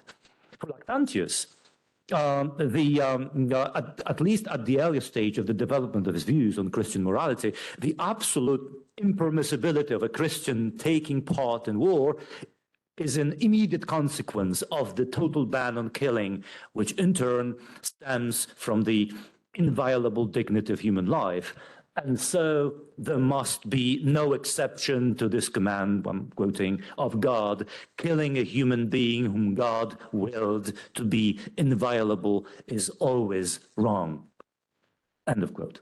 It is, however, almost immediately, after Lactantius' proclamation of radical pacifism as an allegedly inherent component of the Christian doctrine, that the Christian mainstream understanding of war undergoes a substantial change. The blueprint for the theory of just war, as it's called to this day, legitimizing individual participation in some types of military endeavors, laying ground for the ethical, commanding, prescribing of this kind of participation, is drawn up by St. Augustine. The author of Contra Faustum gives an outline of what will come to be known as the basic conditions for the moral permissibility of warfare. A military action must have a just cause, it must be carried out with the right intention, and it can only be taken by the legitimate authority. The general framework for ethical arguments justifying war in certain clearly specified cases finds a systematic delineation in the philosophical work of Thomas Aquinas, who also expounds on additional aspects of just war, including the key principles of permissible conduct of military operations, for example, the principle of proportionality in the employment of means and methods of warfare. It is worth noting how the elementary standards of the of moral evaluation of war established by the end of the 13th century in the Catholic doctrine were put to the test in particular instances of military conflicts taking place at the height of cultural and political dominance of European Christendom. Two of such cases are particularly revealing. In both of them, the reasoning based on the principal tenets of just war theory led to the conclusions directly jeopardizing vested interests of the religious and political establishment at the time. The first case, still not fully appreciated, especially in Western literature, involved the contribution of the Polish theologian and legal scholar Paweł Włodkowicz to the Council of Constance, held in 1416, referencing the circumstances of the consequential military conflict between the then Kingdom of Poland and the state of the Teutonic Order, the Order of Brothers of the German House of St. Mary in Jerusalem. The arguments of the representative of the Polish side in the parallel Polish-Teutonic diplomatic, legal and ethical dispute, validating the right of pagan states not to be invaded by their powerful Christian neighbors, became a prefiguration of the theories of international law formulated later by leading European thinkers. Over 100 years after, okay, something has happened. Over 100 years after the Council of Constance, the basic assumptions of Włodkowicz's understanding of just war were proclaimed again in the context of the colonial conquest of South America by Spanish Dominican Francisco de Vitoria, viewed today as one of the most influential pioneers of modern just war theory. The classic version of war ethics underlying most of today's disputes over military conflicts has thus its origins in the doctrine of the Catholic Church. This fact is clearly recognized by the most important contemporary thinker dealing with the morality of war, Michael Walzer, the author of Just and Unjust Wars, which has been published 5 times since its first publication in 1977. As he puts it, just war theory is a Catholic creation. Every civilization and every religion has rules about war, about when to fight and how to fight, but as far as I know, no one else produced a systematic theory. The full development of the theory comes in the later Middle Ages, in the writings and the writers working on the theory of, the writers working on the theory are working in a disputed, sometimes amorphous middle ground between Christian pacifism and holy war. The critique of pacifism does not play much part in the 15th century writings, nor in Vladimir Włodkowicz's text, but the critique of holy war is a central issue. I once believed, writes Walzer, that the decisive repudiation of holy war came with the Spanish Dominicans in the 16th century, writing about and sometimes against the conquest of the Americas. I was wrong. The decisive repudiation came at least a century earlier in opposition to the wars of the Teutonic Knights, or maybe earlier than that. Vladimir cites many writers, including frequently Pope Innocent IV, from the preceding centuries. Such a thorough embedment of just war theory in the tradition of Catholic social thought, confirmed by a prominent liberal intellectual, is another reason why, especially in a country like Poland, the proposal of a radical change in the age-long Christian doctrine regarding the possibility of justifying defensive wars should not be left without a response. According to the contemporary version of war ethics, which is almost universally accepted today, the criteria determining the moral permissibility of starting a war, use ad bellum, are independent of the criteria specifying morally permissible conduct of military operations used in bello. A characteristic feature of use ad bellum is that it pertains exclusively to a certain type of collective entities, that is, sovereign states. While acknowledging the substantive character of and nature of a community, which is more than the sum of the life activity of its members, Walzer dismisses the possibility of attributing to the communal life any form of transcendence. It seems, however, especially in the context of Walzer's widely discussed position concerning the specific entitlements of political leaders in the situation of what he calls supreme emergency, that the thesis about a certain kind of ontic autonomy of a state remains a necessary assumption of the political theory underlying just and unjust wars. The most important premise legitimizing the resort to military force in international relations is the need to defend the political sovereignty and territorial integrity of a state in the event of it becoming a victim of armed aggression. In contrast to defensive war, military aggression against an independent state is always morally unacceptable. All the combatants, regardless of the moral qualification of the objectives pursued by the party to the conflict they represent, are obliged to observe the norms of jus ad bellum. The most significant among the latter is the absolute prohibition of deliberate attacks on non-combatants of civilians. The most controversial one, in turn, though, judging by its staunch defense, similar important for Walther, and the supporters of this version of just war theory, stipulates the essential moral equality of all soldiers taking part in military conflicts. Such a radical separation of jus ad bellum and jus in bello is a substantial modification of the earlier versions of just war theory, including its Christian prototype, which allow for some interrelatedness between the assessment of individual engagement in an armed conflict and the possibility of justifying the goals of the warring parties. Contrary to the opinions of most of Walter's supporters, as well as his opponents, who emphasize the essential continuity between his theory and its medieval ancient predecessors, the rigid jus ad bellum and jus in bello dichotomy was never part and parcel of the traditional theorizing about war ethics. An important part of Paweł Budkowicz's argument, laid out in Constance 600 years ago, is devoted to highlighting the relationship between the moral assessment of individual involvement in an armed conflict and the righteousness of the cause one is fighting for. Categorical as this view was, and thus directly challenged in the contemporary Waltzerian version of just war theory, it did take into account the complexity of situations of individuals subordinated to the decisions of political authorities. Only a subject is absolved from sin if he helps his lord, but here operates the link of obedience, to which obedience he is obliged.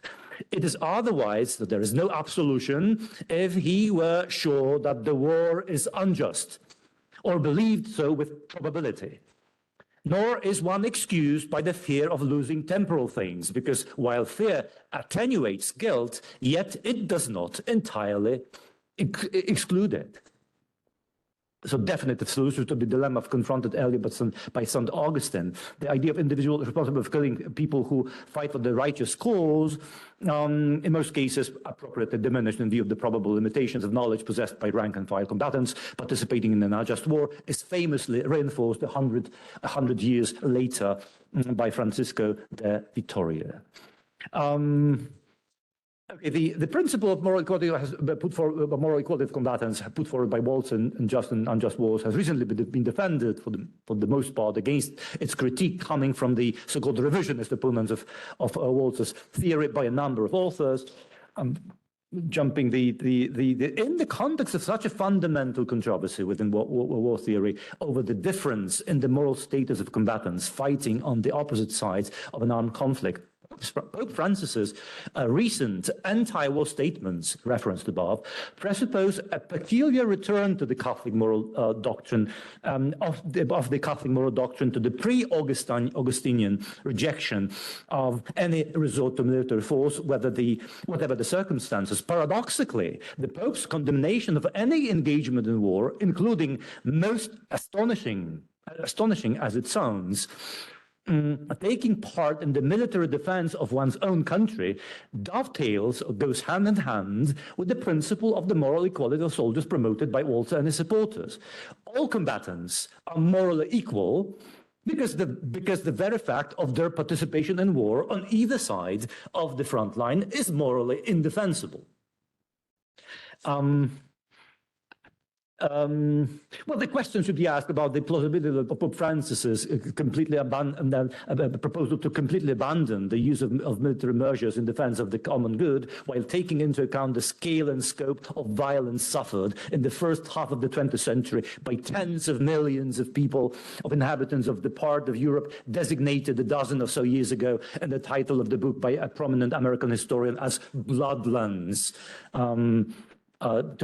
Timothy Snyder's Bloodlands, published in 2010, with an enormous part of this violence inflicted on the defenseless citizens of the attacked and defeated the Polish state, the violence which had been meticulously planned and then systematically perpetrated by the administrative institutions of the aggressor states, the Poles, including the Polish Catholics comprising still 92% of the Polish population, seem to be expressly entitled to inquire into the reasons why the Pope calls in question, applying a classic mode of consequentialist reasoning, the possibility of a moral justification of military defense undertaken by invaded states.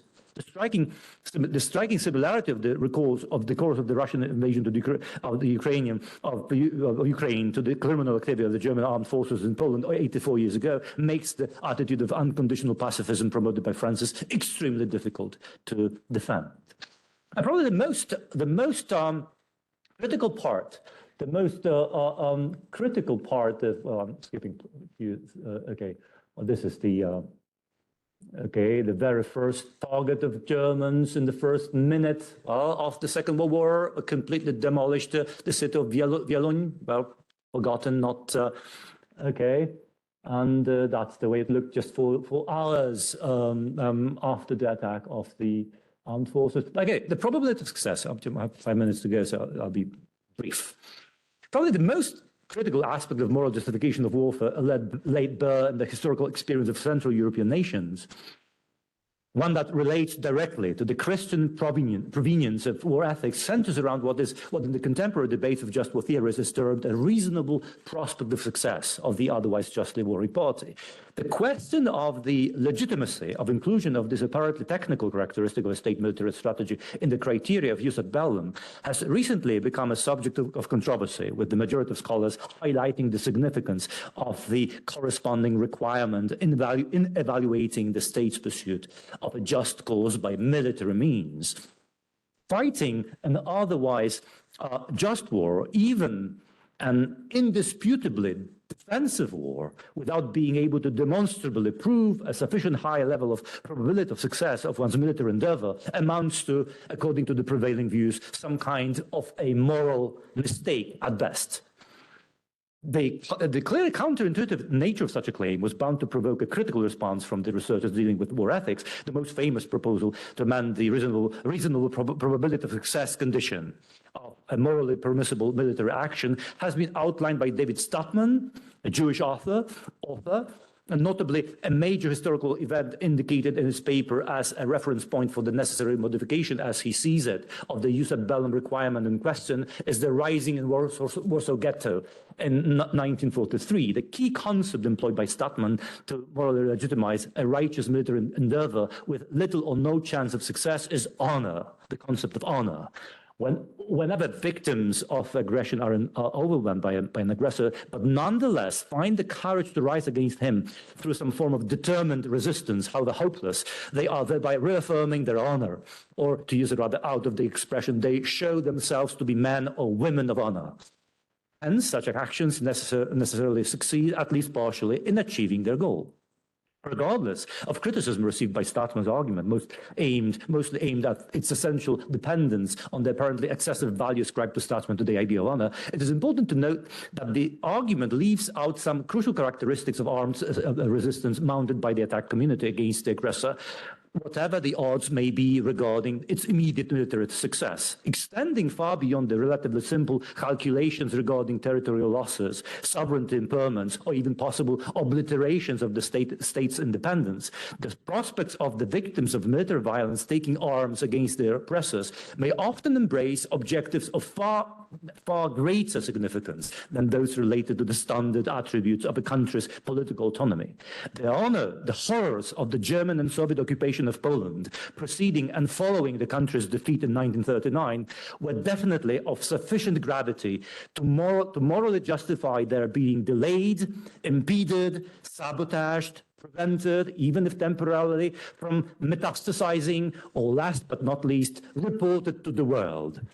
All of these things, to a lesser or greater degree, effectuated by means of, or in conjunction with, the military efforts of the unyielding Polish state from autumn 1939, the underground Polish state. There can be no doubt that the tragedy of total war, having so devastatingly affected millions of citizens of centuries more than 80 years ago, even most sophisticated categorization pattern dependent on that and thus restricted by the standard consequentialist mode of understanding political reasonableness. They escape this standard mode, resisting extreme forms of aggression propelled by totalitarian ideologies with imperial goals, hardly effective or largely ineffective in terms of immediate military success, as it often is, may in the long run produce also positive results, more essential than the otherwise significant effects of limiting the military potential of the imperial aggressor or reducing, delaying the spread of hostilities. Difficult, perhaps impossible to foresee by the combatants of the justly warring party, they still count as key social and political developments brought about by the very fact of an attacked community putting up a staunch defense of its freedom. One must at least consider such a long-lasting impact of a state waging, just 2 minutes and I'm finishing. The prominent rationale behind the debated issue in Poland, the rationale behind the Warsaw Uprising in 1944, crushed by the Germans after 2 months of the city's heroic combat against the occupiers. What is remarkable, a prominent participant in this debate was one of Pope Francis's recent predecessors, Pope John Paul II. In his view, it should be emphasized that the Warsaw Uprising was of key importance for Europe in the second half of the 20th century, as the pinnacle of the struggle that Poles waged for their independent state. It was to some extent the beginning of the process of formation of independent states in Central and Eastern Europe. This process could be fully organized only after 1989, with the collapse of communist totalitarianism leading to the emergence in this part of Europe of not only truly sovereign Poland, but also Lithuania, Latvia, Estonia, Belarus, and Ukraine, and in the south, the Czech Republic, Slovakia, and Hungary. There is another quote from Pope John Paul II concerning this, the final paragraph. In July 2016, Pope Francis, as the third Pope in history, made a momentous visit to the former German death camp in Auschwitz, and emphasized by the world media reporting that event. A powerful testimony to the importance was the prayerful silence maintained by the Pope during the entire course of this visit. With the mystery of evil manifesting itself so appallingly in places like Auschwitz, a fully understandable plea made by Francis is that the evil should not happen again. However, as news programs around the world have brutally reminded their audiences in recent months, the evil of aggressive wars and even of and even the horrors of devastating wars are oftentimes only the first stage of systematic massacres of civilians perpetrated by the functionaries of the aggressor states haven't been eliminated. The Christian just war theory, the Catholic just war theory, is just the only coherent model of organized human action which can, with varying degrees of effectiveness, restrain war criminals. Giving testimony to the necessity of advocating just war as a morally commendable action remains a critical challenge, not only of the Polish Catholic moral philosophers. Thank you very much. Thank you very much. Okay, thank you very much. So are there any questions?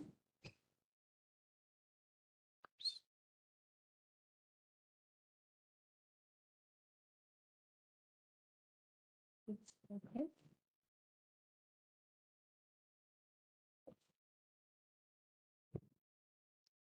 Well, so I will speak Polish, but later we prepare a short conclusion for Professor John Finnis. Chciałbym powiedzieć jedną bardzo ważną rzecz. Nie wiem, czy Państwo zauważyli na początku prezentacji pana doktora Adama Cebuli nazwisko Michael Walzer. Jego książka z roku 1977, Wojny Sprawiedliwe i Niesprawiedliwe, to jest książka najważniejsza w świecie, gdy chodzi o rozważania dotyczące wojny sprawiedliwej, jak oceniać działania zbrojne i tak dalej, czyli nazwisko numer 1, Michael Walzer. I w tej książce podstawowej, zdaniem Walzera, początek namysłu nad wojną sprawiedliwą to jest druga połowa XVI wieku. I gdy pisał swoją książkę, nie miał świadomości, że w Polsce istniał ktoś taki jak Paweł Włodkowic, Paulus Władimiry i że tutaj się toczyła dyskusja na początku wieku XV, 150 lat wcześniej. Dzięki panu doktorowi Adamowi Cebuli Michael Walzer przyjeżdża do Warszawy, do tej sali tutaj w roku 2015 i tutaj dowiaduje się, że w Polsce 150 lat wcześniej niż jemu się wydawało, toczono już wielkie spory, które zaowocowały debatą w Konstancji w roku 1415. I nie wiem, czy zauważyliśmy, mieliśmy na slajdzie nową książkę Walzera z roku 2017 i już w tej książce mamy nazwisko Paulus Władimiry, Paweł Włodkowic i co więcej, przyznaje się do tego błędu w tej książce Walzer, że wcześniej nie wiedział, myślał błędnie, pomylił się o 150 lat. Także jeśli możemy pogratulować doktorowi Cebuli wkładu do rozwoju intelektualnego świata i promocji Polski w świecie, to mówię to bardzo stanowczo i bardzo tak odpowiedzialnie. Uważam, że jest to bardzo wielka sprawa, ponieważ dzięki temu, zauważmy, i dzięki tej książce Walzera, Polska i Włodkowic wchodzimy do debaty ogólnoświatowej dotyczącej oceny działań zbrojnych. Oklaski. Teraz synteza. Bardzo proszę o syntezę dla profesora Finnisa. O czym mówiliśmy? Bardzo proszę. I'll meet Professor Finnis in the afternoon for lunch. I will.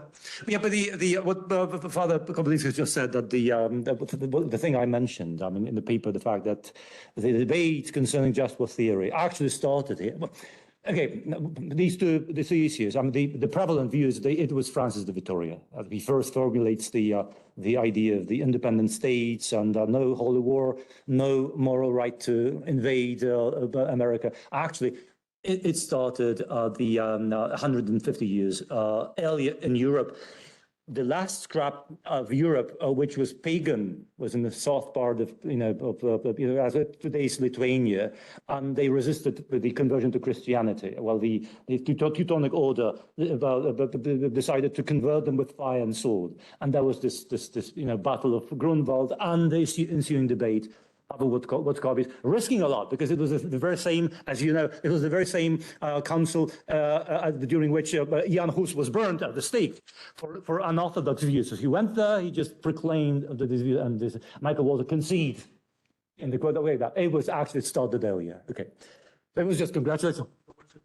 And Walzer was here. Okay, but it was Michael Walzer came here. Okay. In my volume 3, I have an essay on just war theory, which was delivered in presence of Michael Walzer in Jerusalem in 1987 or something like that at a conference.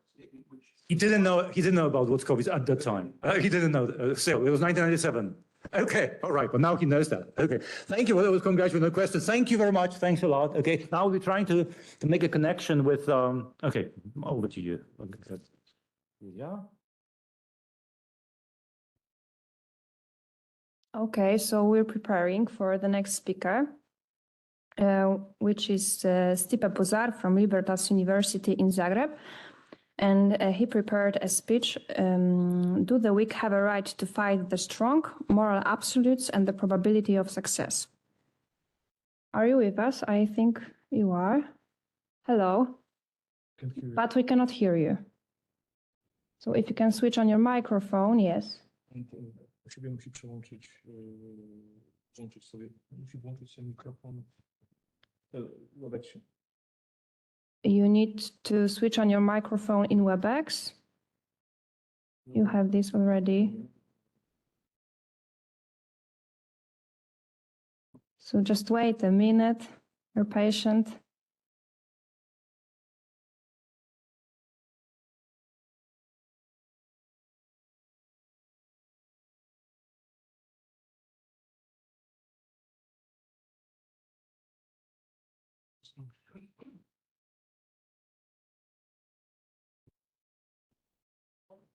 Yes, we need a further technical support. You can do this, I hope so. So just wait a minute.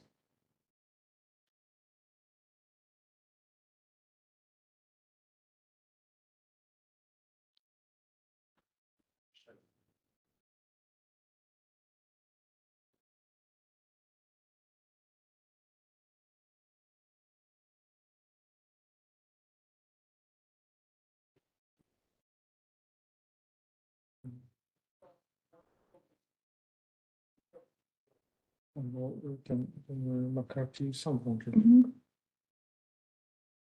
i wszystko działa.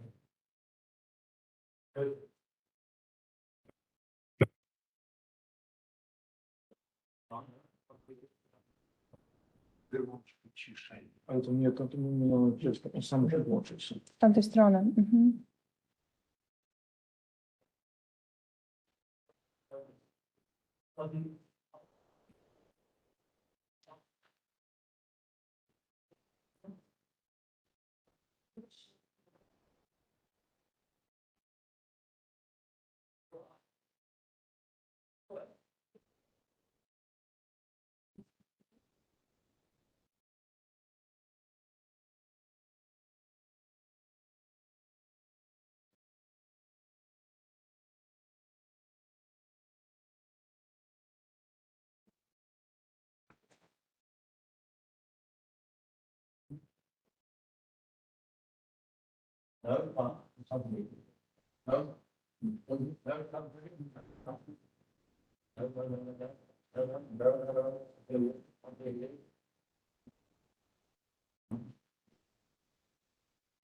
McCarthy normalnie się włączył.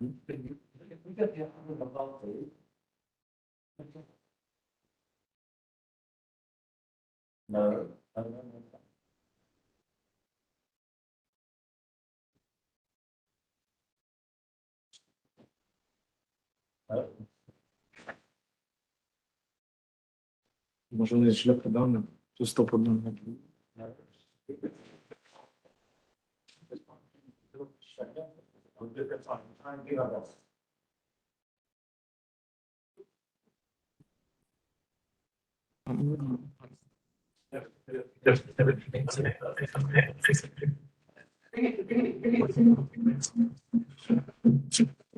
Coś słychać. Wyłącz.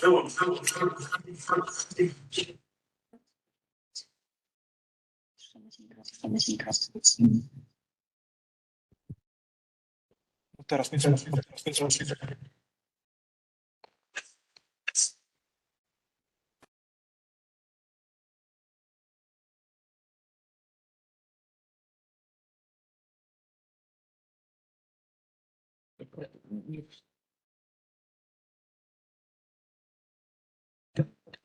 Okay, so we'll have a little change because of the technicalities. And now we'll be presenting his paper entitled Legal Dissolubility and Indissolubility of Marriage. One and only Andrzej Wyszyński, a man of many talents, as you could see, because he is not only a great professor of philosophy, but also our technical support today. Are you ready? Just a minute, okay. So I encourage you strongly to think of your questions, because there will be time after that to ask them.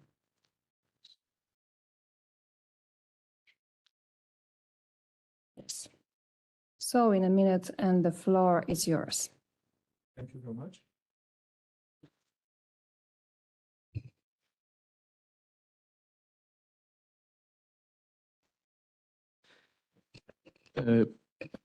Pope John Paul II published the encyclical Veritatis Splendor 30 years ago, in which he focused on some of the fundamental problems of the moral teaching of the Catholic Church.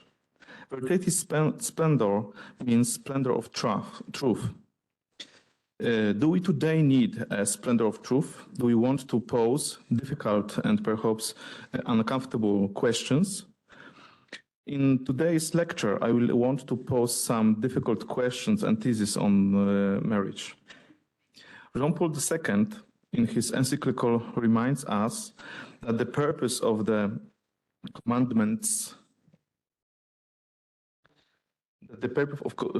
give the Moses and expressed negatively in the absolute protection of, among other things, the bond of person in marriage.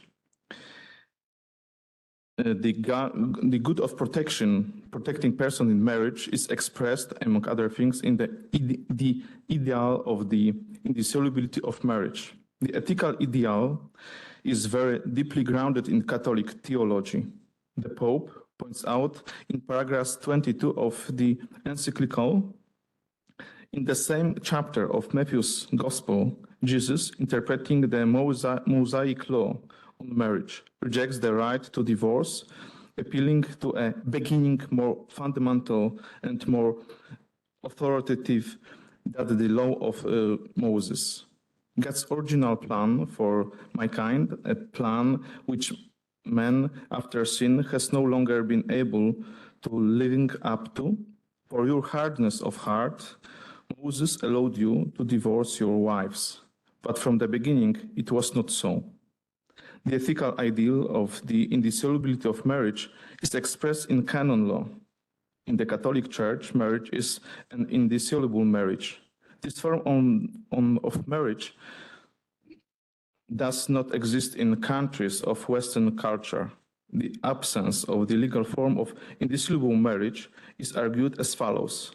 Marriage is, in principle, indissoluble because the person who enter into the marriage do not assume its indissolubility at the time of its conclusion. Therefore, on the one hand, there is no need for marriage to be defined as indissoluble. On the other hand, marriage is a form of contract that can be terminated under certain conditions. The above perspective show us two models.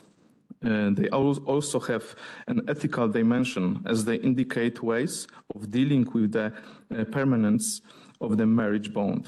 The first show marriage as an indissoluble bond between persons, which is based on a joint decision and related promises. The second points to marriage as a relationships based on a contract. Both ethical models of interpersonal relationships can be realized in extra-legal form in private space. However, can we call such private commitments and contracts marital? Does a privately spoken promise of mutual fidelity give rise to a marriage? If this were the case, it would be unnecessary to argue about the legal form of marriage. This conclusion leads us to the first thesis relevant to our analysis. It proclaims that marriage and its forms are not a private matter, the essentially element of a marriage. It is constitution within the horizon of a specific political community, namely the state. Marriage is an interpersonal relationship, but at the same time a social institution.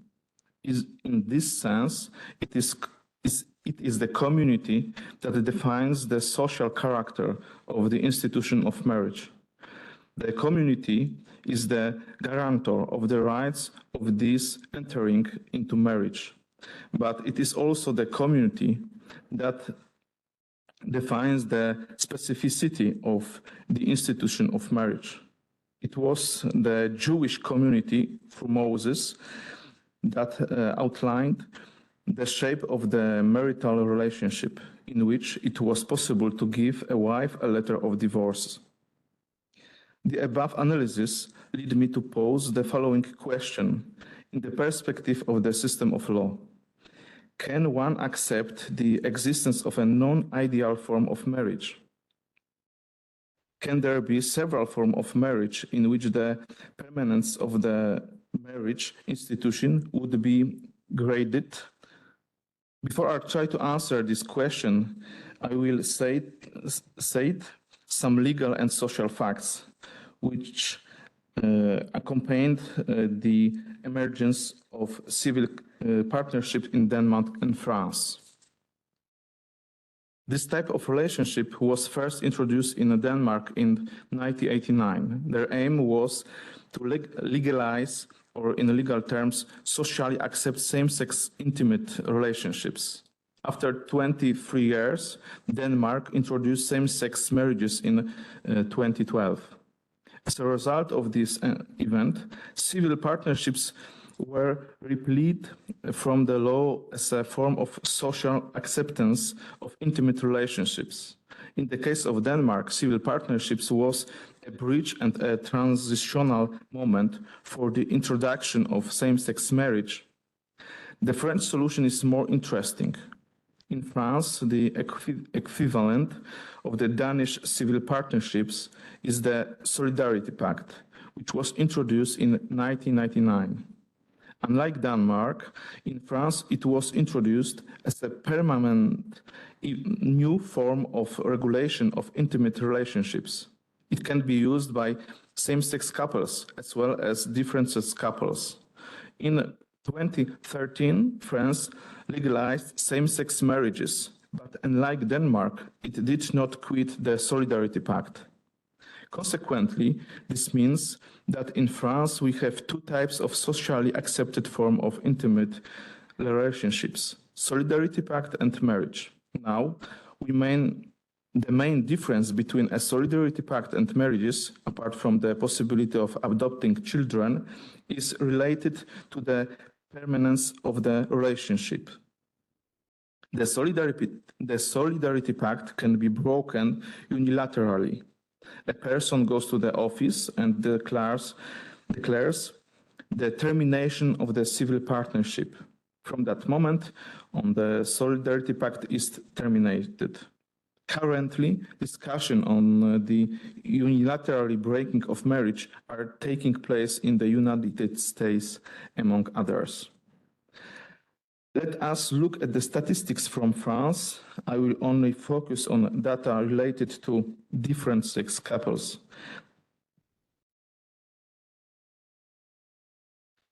The blue color indicates different-sex marriages. The gray color indicates different-sex civil partnerships, Solidarity Pacts.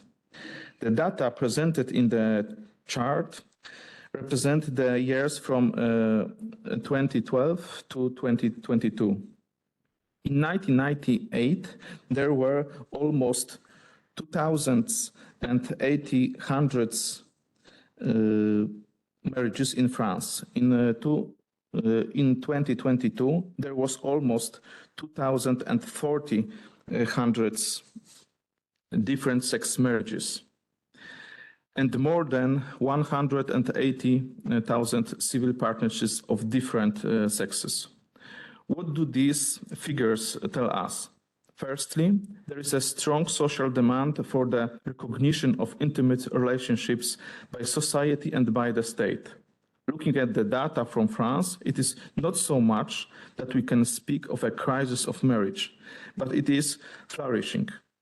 Secondly, the form of legal permanence of the relationship plays an important role in the need for society to recognize the intimate relationship. There is a leap in the number of formal unions entered into.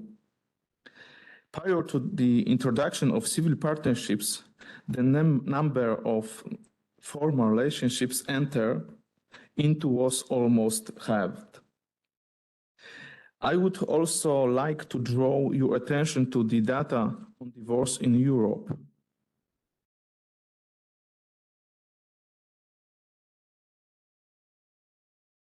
According to Eurostat data back in 2015, the average divorce rate in Europe was 39 divorces per 100 marriages. In Poland, it was 35. But in countries such as France, the Netherlands, the Czech Republic, Finland, Denmark, Spain, Luxembourg, and Portugal, it was over 50. Referring to the cited social and legal data, I would like to draw your attention to two important issues. Firstly, one can point to the important role and significance of the state and the law in shaping the understanding of marriage. It is the state as a political community that upholds the recognition of a given intimate union and the consequence of its nature. It is case of the Solidarity Pact.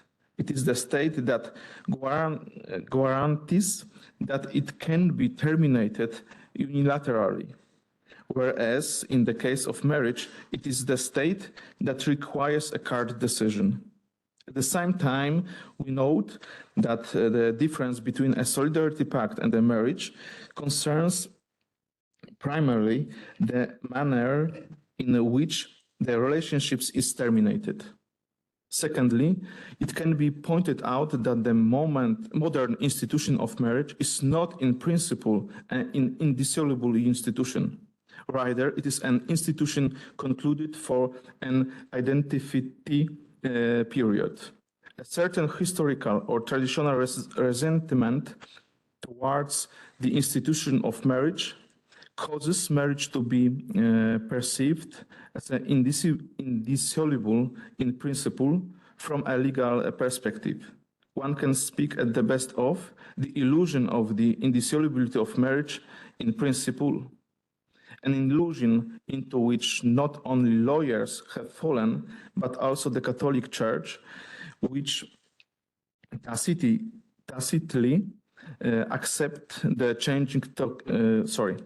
which tacitly accepts the changes taking place around us.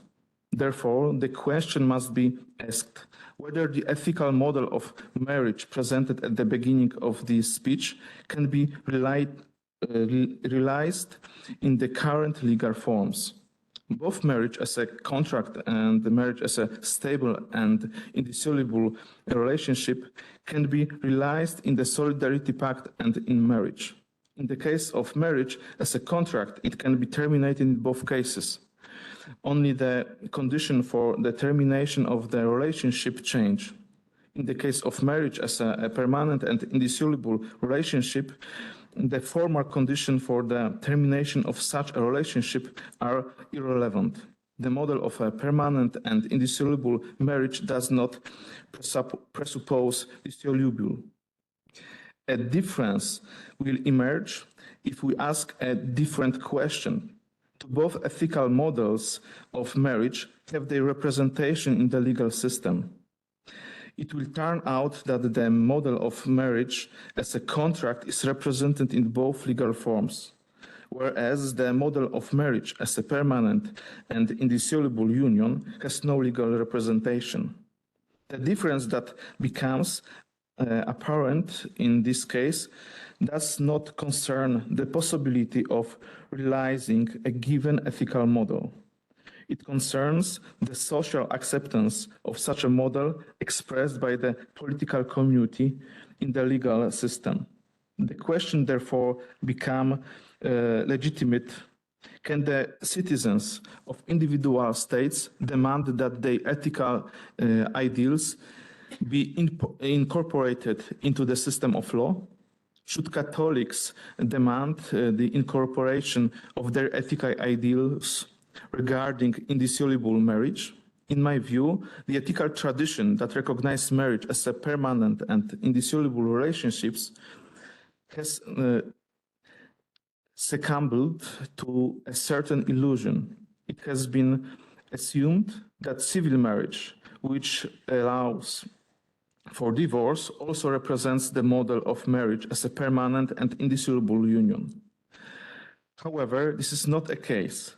In a cultural context, marriage as an indissoluble relationship is only represented in canon law. Claire Chambers of Cambridge University talks about the marriage-free state. She argues against state recognition of marriage. However, in the case of marriage as an indissoluble marriage, this happened many centuries ago. It is only recognized in religious communities, such as the Catholic Church. These current social changes are so dynamic that the ethical model of marriage as an indissoluble relationship should also have legal representation. The legal model of marriage, which can be terminated by divorce, is not a representation for the ethical model of marriage as an indissoluble relationship. There are three arguments in support of this solution. The first refers to the optimization of the legal spectrum of the intimate relationship in terms of its performance. Until now, there has only there has only been a vision of marriage as an only socially regulated and accepted form of intimate relationships. Over time, the vision of marriage has been enriched by the social acceptance of divorce. In the last 30 years, a weaker form of marriage is emerged, which is civil partnerships, such as French Solidarity Pact. On the scale of socially and legally acceptable form of intimate relationships, the optimal solution in the form of indissoluble marriages is currently lacking. The second argument refers to stability. The existence of, for example, three forms of marriage, weak, classical, and indissoluble, would show the performative difference expressed in language between these three forms of relationship. The existence of an indissoluble form of marriage as an optimal relationship would show couples what kind of relationship they are opting for and what they can expect from it. The existence of imperfect forms of marriage would result in an increased public awareness of the expectation placed on the relationships entered into.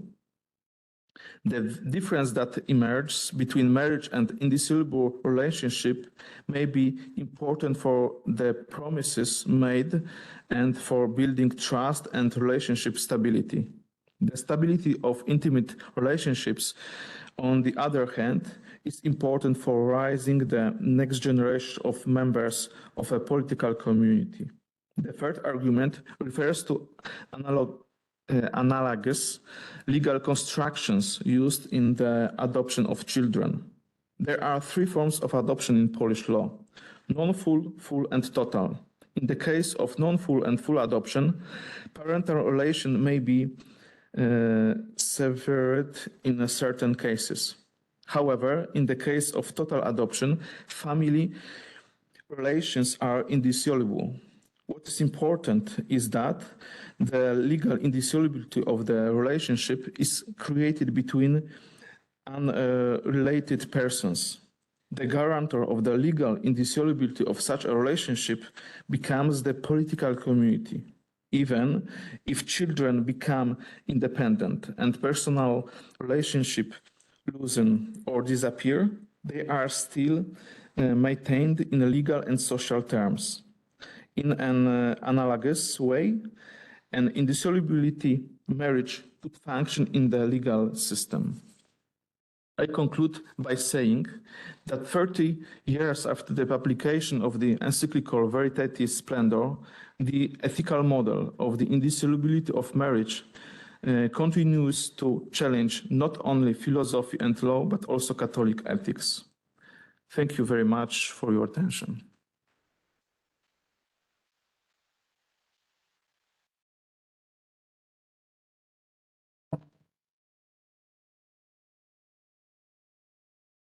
Okay, thank you very much. Are there any questions? Is anyone willing to ask a question? So I have a question. What is your actually solution to this problem about marriage in Poland? Because we don't have this possibility of having same-sex marriages or these solidarity pacts. I've talked to my friends who are not connected in any way in philosophy, and they see it as a disadvantage maybe of our system. So do you think we should just go back to traditional marriages and this exclude? Is it possible? Or we should just in our legal system introduce this possibility of as in France there are solidarity pacts.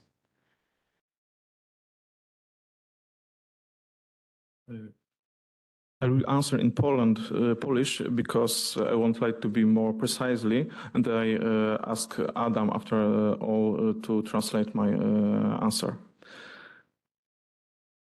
To, co chciałem pokazać, to przede wszystkim to, że współczesna forma małżeństwa wytwarza jest relacją pomiędzy osobami, ale też ma wymiar społeczny.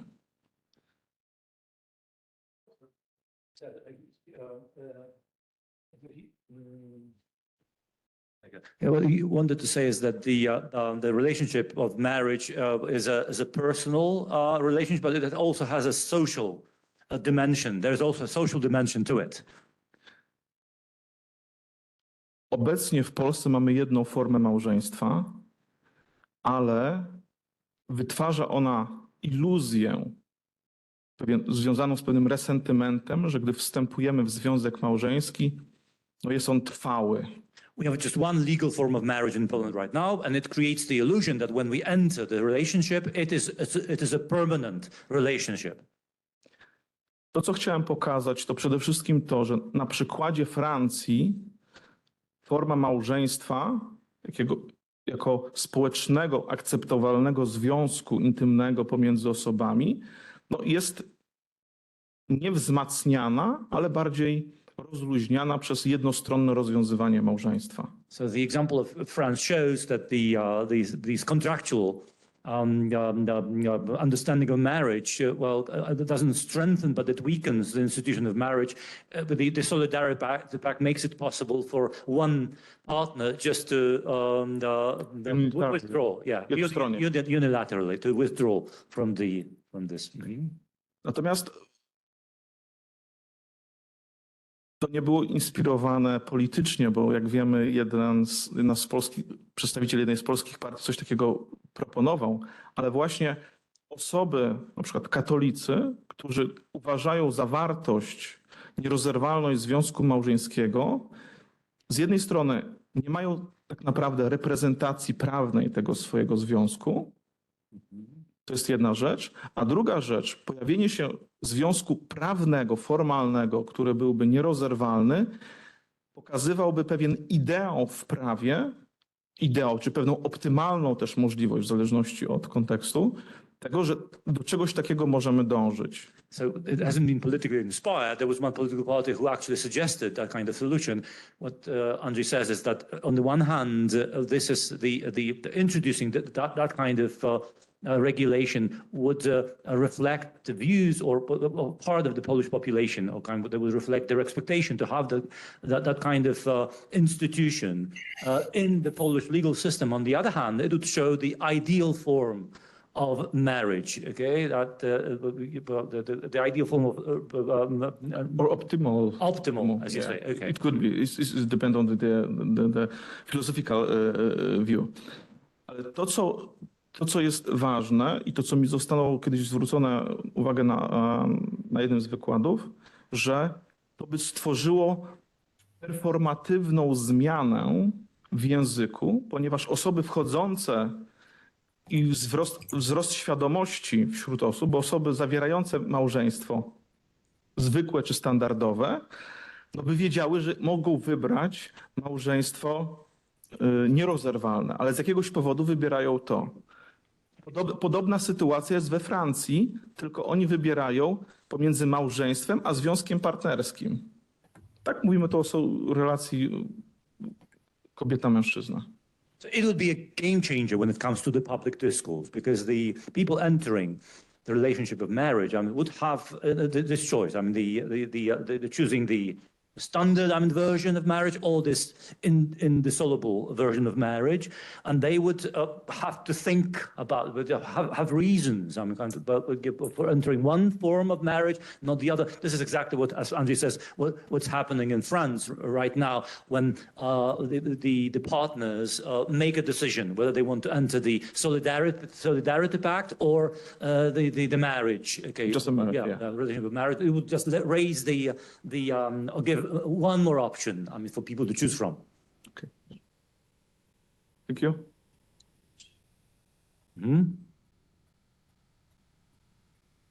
Oh, Professor Finnisa has a question. Yeah, question.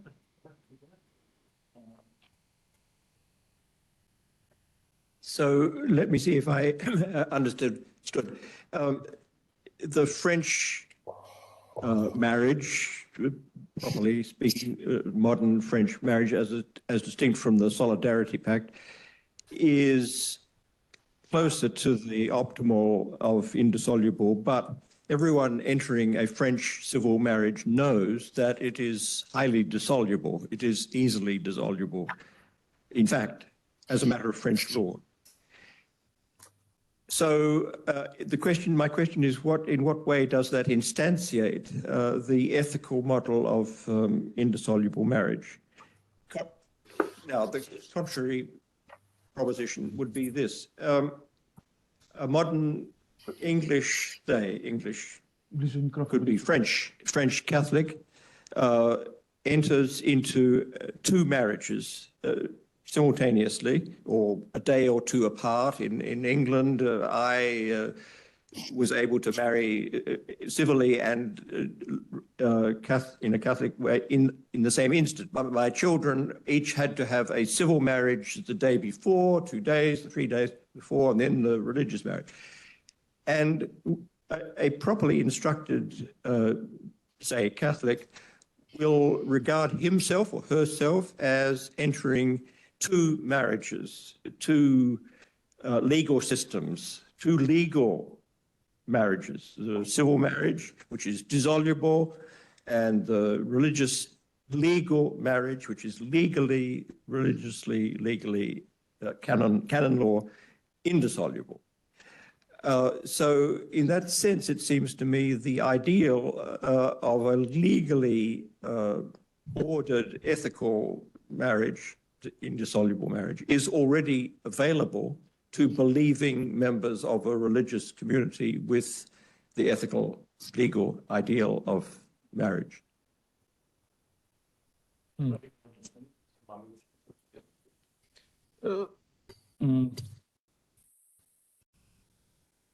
Yes, but okay. Polish. Troszeczkę Claire Chambers mówi, że powinniśmy zrezygnować z cywilnych małżeństw. Niech one będą realizowane wyłącznie we wspólnotach religijnych, na przykład, tak jak w prawie kanonicznym. So Claire Chambers suggests we should resign from civil marriages, okay, because they should be available, or their correspondence should be in the canon law, right? For example, in some kinds of the communities, yes. But to, co ja chcę pokazać, że jest pewien dualizm. Ja jako katolik, wydaje mi się, w trosce o wspólnotę, czy w ogóle ktokolwiek, kto uważa, że może być nierozerwalna więź małżeńska, powinien wymagać, czy wymagać od wspólnoty politycznej również reprezentacji moich ideałów. So it's not only the religious community, but also the political community should give this option to its members, and it should be represented as a legal option within the political community, which is larger than the. I druga rzecz, którą chciałem też podkreślić czy pokazać, w mojej opinii, może się mylę, ale to by mogło spowodować, decyzja o małżeństwie też jest decyzją moralną. Wzrost świadomości w podejmowaniu decyzji o zawarciu związku, powiedzmy, małżeńskiego. So the impact that it would have social impact that people would think twice, or 3 times, or 4 times before entering such a union. So it would have this kind of beneficial effect for the society, taken into consideration all the statistics that Andrzej has quoted, has referenced. I trwałość związku jest też związana z zaufaniem, które budujemy w tej relacji małżeńskiej. Więc jeżeli ja zakładam, że ona może być rozerwalna, no to pytanie, czy podejmując małżeństwo, nie powinienem tego wypowiedzieć. The durability of the relationship is part of the trust, of the relationship of trust. Well, if I, for some reason or another, do not want to enter a relationship which is permanent, well, it sends a signal to the other parties. Oczywiście, jaki to może mieć wymiar również w perspektywie wspólnoty politycznej, zakładam, że stabilność związków pomiędzy osobami jest istotna i ważna. Dlatego to by mogło też poprawić stabilność relacji, między innymi też w trosce o dzieci, czy też na przykład przy wyborze małżeństw do adopcji dzieci. Okay, what's at stake is the stability of the relationship, especially when it comes to children, adoption of children, so all the consequences which are obvious. Widzę, że tutaj mamy coraz mniej czasu, to tyle bym odpowiedział. Dziękuję. Okay, thank you very much once again for your answers to the We'll try questions. to connect right to Yes. Stipe, who has managed to. Yeah, there you go. We can hear you. We can hear you. Thank you. All right, so just a second before you can. Okay, we will try to make it possible for us to see you, not just to hear you. But you are heard. So Stipe, yeah, Yes. sounds okay. All right, thank you. And everyone, before I begin, I think Professor McCarthy has his hand up for a question, perhaps. Go ahead. It's working perfectly. So you can start. You can start, Stipe. I'm getting a bit of feedback. I think you should close your microphone down. Okay? I just suggest that you put it from your side for now.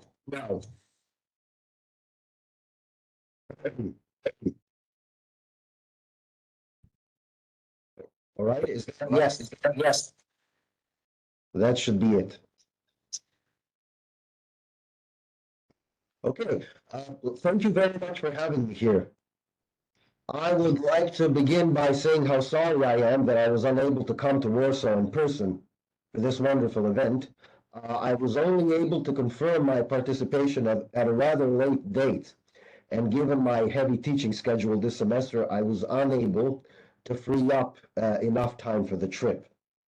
I am, however, very happy to be with you, even like this. It's an honor to speak in front of such an audience, and I'd like to give special regards to Professor Finnis, whose work had been made known to me when I was an undergraduate student. I also extend my gratitude to Professor Adam Cebula for extending such a cordial invitation to me for this event. We've collaborated on a number of things since we met in late 2017, and these collaborations have been among the finest I've had in the past 5 or 6 years. So Adam, thank you. Now, let's get to my topic. Do the weak have a right to fight the strong? Moral absolutes and the probability of success. With the note that I will not be able to finish today without attempting to draw some conclusions regarding the conflict in Ukraine, as I've not been able to stop thinking about it for nearly 2 years now, as the rest of you, I'm guessing, and it has of late been a key factor in my thinking about just war theory. So, the jus ad valem requirement of the probability of success, as I have come to understand it, says that a state has a right to war only when, ceteris paribus, there is a high enough probability of success that it will achieve the political goals towards which such an armed conflict would be aimed.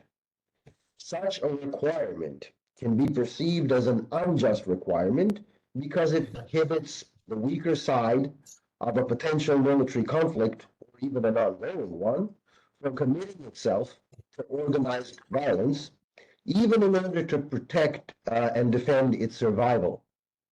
This view of the probability of success as an unjust requirement, however, need only be held if the goal of the weaker state is survival itself. And of course, the defense of human lives, but I will not add that every time I make this sort of statement because I take it as a given. In cases when this is true, the requirement where the probability of success should be considered void. On the other hand, if survival is not considered an overriding factor, then it seems to me that the requirement stands. My aim will be to show that in cases in which the goal of a state is not survival itself and the defense of human lives, when survival is not threatened and the weaker party's goals are defined as something other than survival, the weaker state is free to calculate its probability of success given the political goals which they have set for themselves, and states set them. If the probability of success is calculated as low, regardless of the relative military capabilities of the state in question, then the requirement would not be fulfilled, and the right to war, jus ad bellum, would be void for this particular requirement, at least. On the other hand, in cases in which the survival of the state is at stake, then it is an overriding factor to the probability of success requirement, but only, of course, in case of defensive wars.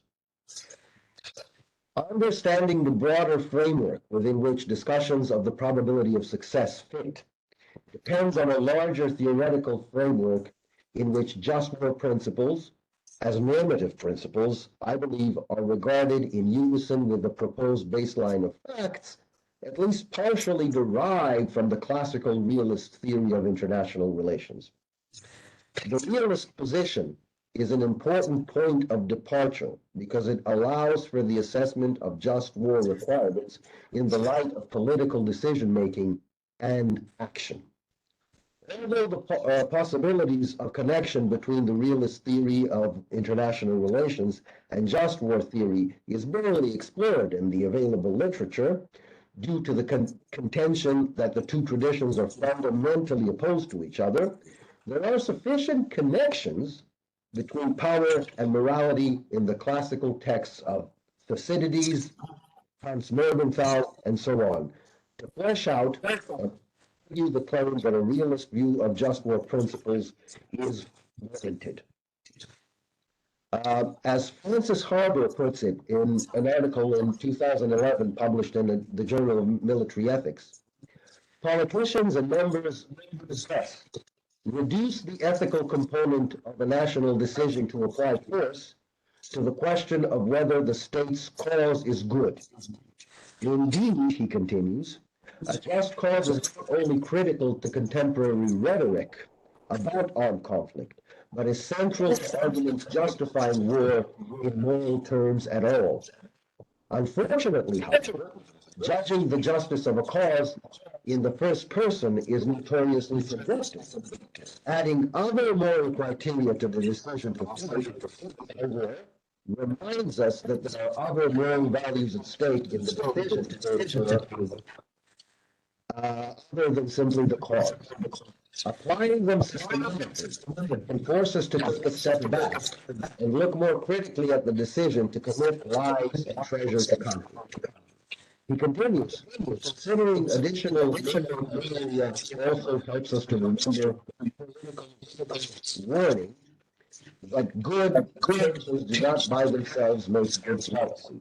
And in this he quotes Morgenthau's famous formulation. In other words, requirements like the probability of success force us to view our moral absolutes within a political and strategic context. So let us move to the matter itself, Thucydides, a full rendition of the mentioned diagram from the history of the Peloponnesian War. In 1660, which was the 60th year of the Peloponnesian War, the Athenians showed up with overwhelming military power and power. Inhabiting their island in the Aegean Sea, the Malians, who were long ago lieutenants, had not submitted to Athenian domination in the 5th century BC, had thus far remained neutral in the war between Athens and Sparta and the before actually doing anything, the Athenians negotiators convinced the Malians to join the Athenian side in the war while the Melians insisted that the negotiations were not to take place in public view, but would only be open to participation by a privileged few, which is also that it's highly unlikely that Thucydides would have had a first-hand account of their proceedings. Given the Athenian finished, the Melians believed by saying that the Athenians had come to the negotiations with preconceived views, and that they predict two possible results. Either they will the argument, refuse to submit and face war, or they will consider the Athenian argument and submit themselves to servitude. In any case, both sides that the debate is about nothing less than the survival of the Melians of their state. As the proceedings the Athenians insist that any arguments put forth by either side be based solely on what is currently expedient, because, and I quote from Thucydides, questions of justice only arise when there is equal political power, equal power to compel, in terms of practicality, exactly what they can, and the weak concede what they must. End quote. For this, the Melians replied that nonetheless the principle of common good should be upheld, and that those in power should be able to have fair and equitable treatment, because that is in the Athenian interest as well as in the Melian interest.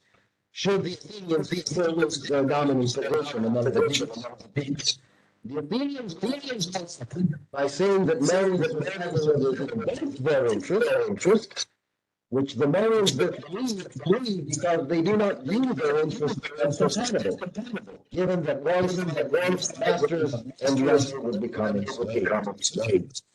The Athenians say that the Melians can avoid a worse fate by submitting, and that they themselves gave a non-destroying Melos, at which the Melians replied that they would prefer neutrality as a friendly stance towards Athens itself. The Athenians do not, because they believe that friendship with a neutral Melos would be perceived as weakness, and they only retort, your friendship is more dangerous to us than your hostility. The Melians fail to see the logic in the Athenian argument and stress the difference between those states which already belong to the land and those states which remain neutral. They also put forward that it is in no way expedient for the Athenians, since they refuse to attempt to substitute the neutral states. The Athenian response is that their allies indeed see such things as a matter of power rather than justice, but also that they have no need to subjugate the neutral states. Only need to subjugate sovereign states, because those are most likely to take an irrational risk and bring both themselves and the Athenians into entirely foreseeable danger. While the mainland states no danger to them anyway, given that the Athenian Empire is a maritime empire rather than a land empire. The Athenians trying to teach the Melians a lesson in geopolitics and the Melians suggested by Thucydides as what would in the 20th century be called idealists in international relations, are insisting on terms of justice and the use of moral language. The Melians thus that they should resist submitting because it is a matter of honor and because they have hope that in resisting, fortune would favor them. The Athenians answered them that there is no discount in submitting when the odds are so overwhelmingly against them, and that hope will cause irreversible damage to those who will cause irreversible damage to those who count only on hope and fortune. I'm sorry, do we still have an active connection? Something seems to. Yes, okay, thank you, Professor McCarthy.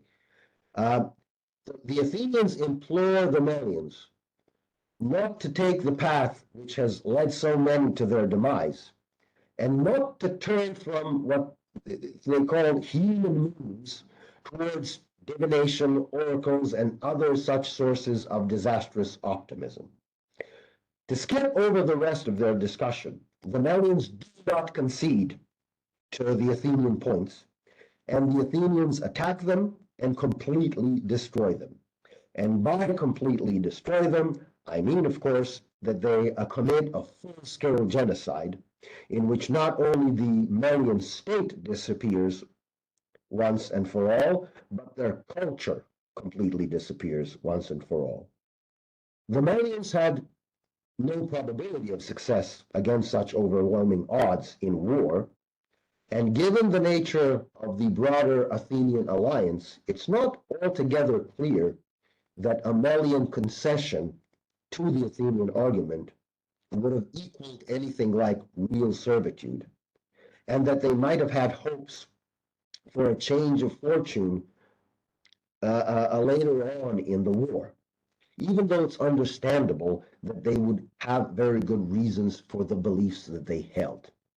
Now, to continue, the concept of reasonable probability of success is known in the English language by a number of different words: chance, hope, possibility, expectation, prospect, even likelihood. All of these share the vision of the modern just war pioneer, Paul Ramsey, that decision makers are able to predict a reasonable expectation of success, but only a reasonable expectation, not assurance. Unfortunately, the differing words or terms that we find here also imply different levels of certainty or uncertainty, but they are often used interchangeably even by Ramsey himself. Reasonable probability, that is the term used by, consistently used by the aforementioned Francis Harbour, because the relatively high standard for evidence that probability implies helps to focus attention on the roots of the criticisms that the criterion or the requirement faces. Probability is considerably more likely than a mere hope or a chance or a possibility. Harbour, to continue with his point, almost says that there's almost always some chance or hope of success. For instance, the storm in 1588, during the passage of the famous Spanish Armada toward Britain, massively altered the probabilities of a Spanish victory. But it would have been a logical error for the British to depend on its repetition in a potential German invasion in 1940. So reasonable probability of success is also more demanding than likelihood or prospects or just hope or other such terms. Furthermore, thinking in terms of probability is a call for rational analysis of what we can estimate of the future, because it's tied to mathematical probability theory also. It is a demand for an empirical judgment rather than just an emotional reaction, or above that, a moral judgment to a good or important cause. Looking at probabilities is a process that is inherently prone to error, but it is a sterner requirement than mere hope. The term reasonable, we might say, adds a further dimension of rigor to what we're trying to say with any of these arguments. So what about Ukraine? In view of the above, I would like to comment on the current conflict in Ukraine and give some food for thought. As the Russian military onslaught began on February 24th of 2022, the Ukrainians were faced, it seems, with two options: Either allow the Russians to take out their political leadership, install a puppet government, and have their way with the territorial partitioning of the country, or resist them with all the military force they could muster. The first option would effectively have ended their sovereignty, and it's reasonable to say that the survival of Ukraine was in fact at stake. This is why they chose the second option, and with enormous help from the West, they have successfully survived, at least thus far. This was not a guaranteed outcome in February of last year, especially in the early weeks of the war, and a number of scholars, analysts, strategists, etc., predicted that Ukraine would fall. Even assuming that these analysts and strategists and scholars were correct, which it turns out they were not, but even assuming that they were correct, Ukraine still would have had the right to war, even despite the overwhelming odds and destruction and the destruction and loss of life which such a response would bring about, because the very survival of their state was at stake, and also the protection of individual human lives within it. We are now in late 2023, and for months on end, the war has been looking like a stalemate. Western assistance seems more and more conditional on the passage of time and on Ukrainian success in reclaiming territory, which is what they have set as a political goal for the war. And even voices within Ukraine seem to be making accusations, or at least assertions, about the unjustified optimism of their leadership regarding the current goals of the war. The survival of the Ukrainian state seems at least provisionally secured, and in that sense, their efforts have proved successful. But the probability of success, viewed from a realist point of view, which, as far as I'm concerned, also takes into account the moral weight of lost lives and other damage, is inextricably tied to the political and strategic goals of the war. If survival has been secured, at least provisionally, and if the political and strategic goals of going back to the pre-2014 territorial borders of Ukraine do not seem to have a reasonable hope or probability of success within some predictable time frame, then the right to war, from the perspective of this criterion, comes into question, and further questions arise regarding the responsibility to enter peace talks as soon as possible. Let me make it clear, in no uncertain terms, that all of this says nothing about the distinction between aggressor and victim, which stands, and that I have believed and still firmly believe that Russia's war is unjust and unwarranted. But that's one thing. Discussing the moral responsibilities of the Ukrainian leadership is a matter all to itself. Their cause remains just, but the probability of success of their current goals has to be reassessed, and thus their moral right to war might be reassessed along with them. Either that, or perhaps Ukraine is the case, which makes us do away with the requirement of the probability of success altogether. I'm not yet committed to either of these two views, but I consider it worthy of discussion. I'm aware of a certain number of arguments that can be made against these points, and I'm aware that my comments on the probability of success have yet to be incorporated into a fully drafted argument. But these are matters that I have set aside for a full paper. I hope that we later get to discuss both the requirement of the probability of success, as well as what kinds of outcomes might be considered a clear victory for Ukraine, and which of them have a more reasonable probability of success. For now, I think I've spent all of the time which has been allotted to me. Thank you for listening.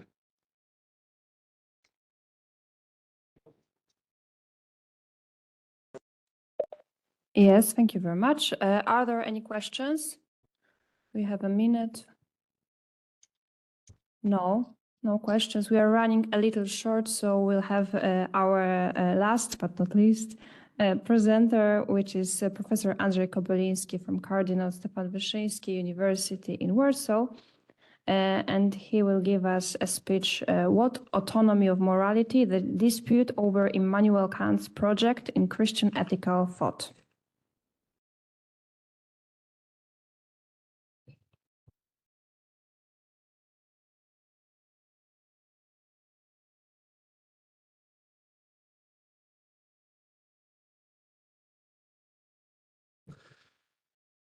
Ladies and gentlemen, so I will speak English, but if you want, you can follow on the screen the Polish version of my paper. So let's start with the introduction. One of the most important issues analyzed in the encyclical Veritatis Splendor is the concept of autonomous morality.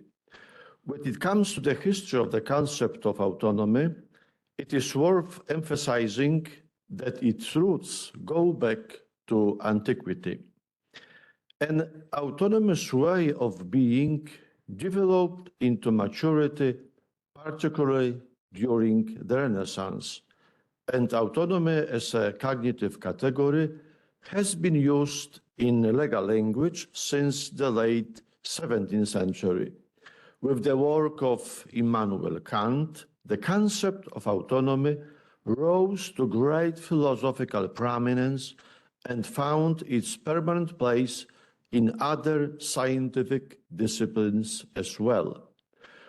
For more than 2 centuries, the project of autonomous morality, developed by the philosopher from Königsberg, has shaped the ethical attitudes of a large part of the Western world and has been the subject of serious intellectual disputes.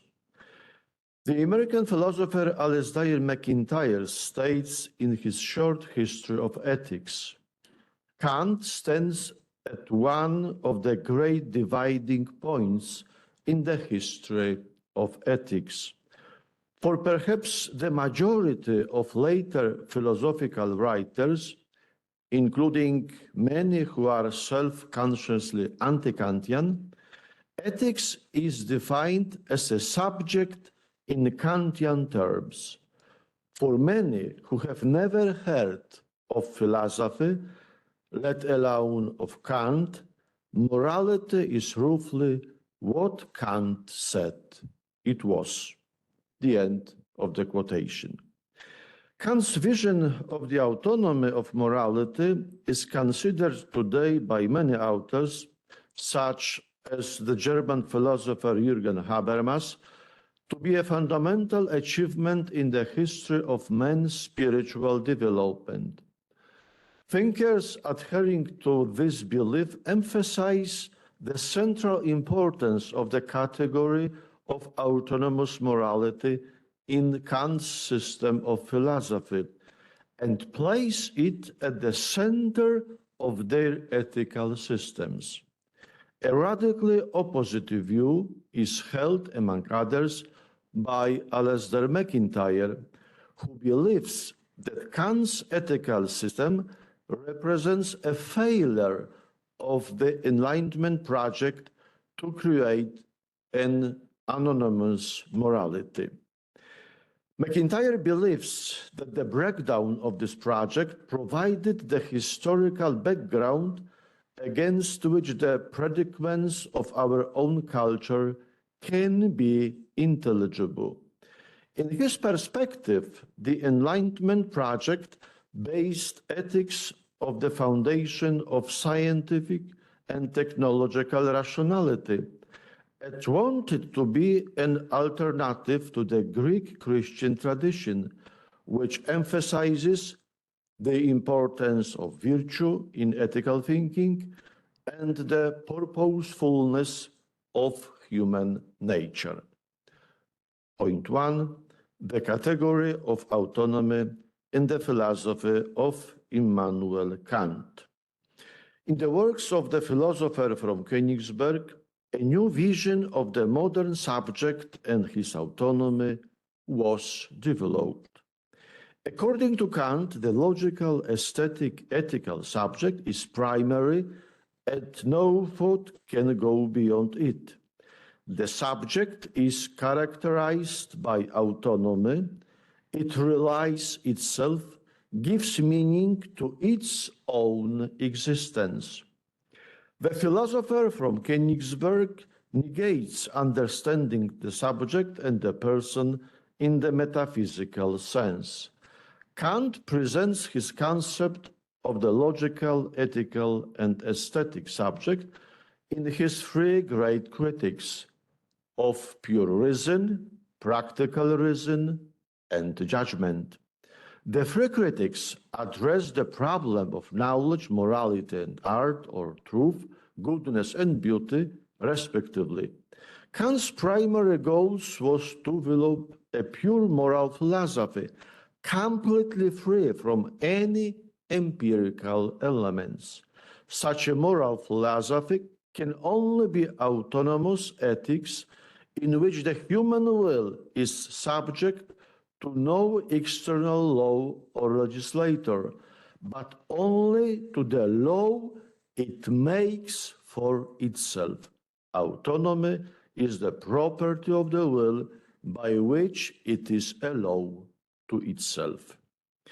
Recognizing what the philosopher from Königsberg calls the autonomy of the subject of moral conduct means at the same time recognizing that external authority, even of divine origin, cannot be a criterion of morality. To attribute such capacity to it would be no embrace heteronomy.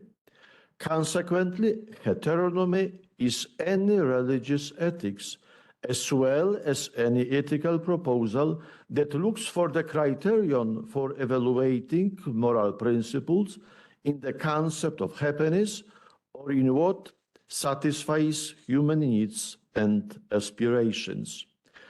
The autonomy of the will is the sole principle of all moral laws and of the duties conforming to them. Heteronomy of choice, on the other hand, not only does not establish any obligation, but is opposed to the principle of duty and to the morality of the will. The sole principle of morality consists in independence from all material of the law and in the accompanying determination of choice by the mere form of giving universal law, which a maxim must be capable of having. In the perspective of the philosopher from Königsberg, for an act to have moral value, it must be performed out of obligation. There is an imperative that directly prescribes a certain behavior without presupposing as a condition any other goal to be achieved thereby. It is the categorical imperative. In the groundwork of the metaphysics of morals, there are three formulations of this absolute precept. First, act only according to the maxim whereby you can at the same time will that it should become a universal law. Second, act as if the maxims of your action were to become through your will a universal law of nature. Third, act in such a way that you treat humanity, whether in your own person or in the person of any other, never merely as a means to an end, but always at the same time as an end. The categorical imperative is formal in the sense that it contains no specific content, while being the principle of all moral precepts. In Kant's perspective, The concept of obligation is detached from purpose and formal to the point that it can be provided with almost any content. With a given type of act, one can only ask the question whether in doing that act, I can, without falling into contradiction, desire that it be done universally, not what purposes or needs it serves. Kant's ethical project poses a serious challenge to Christian thought. Over the past 2 centuries, many philosophers and theologians have grappled with this problem.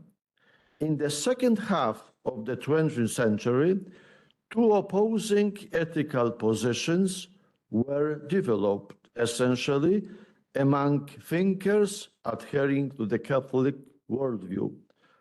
One is referred to as autonomous morality in the Christian context, and the other as faith ethics.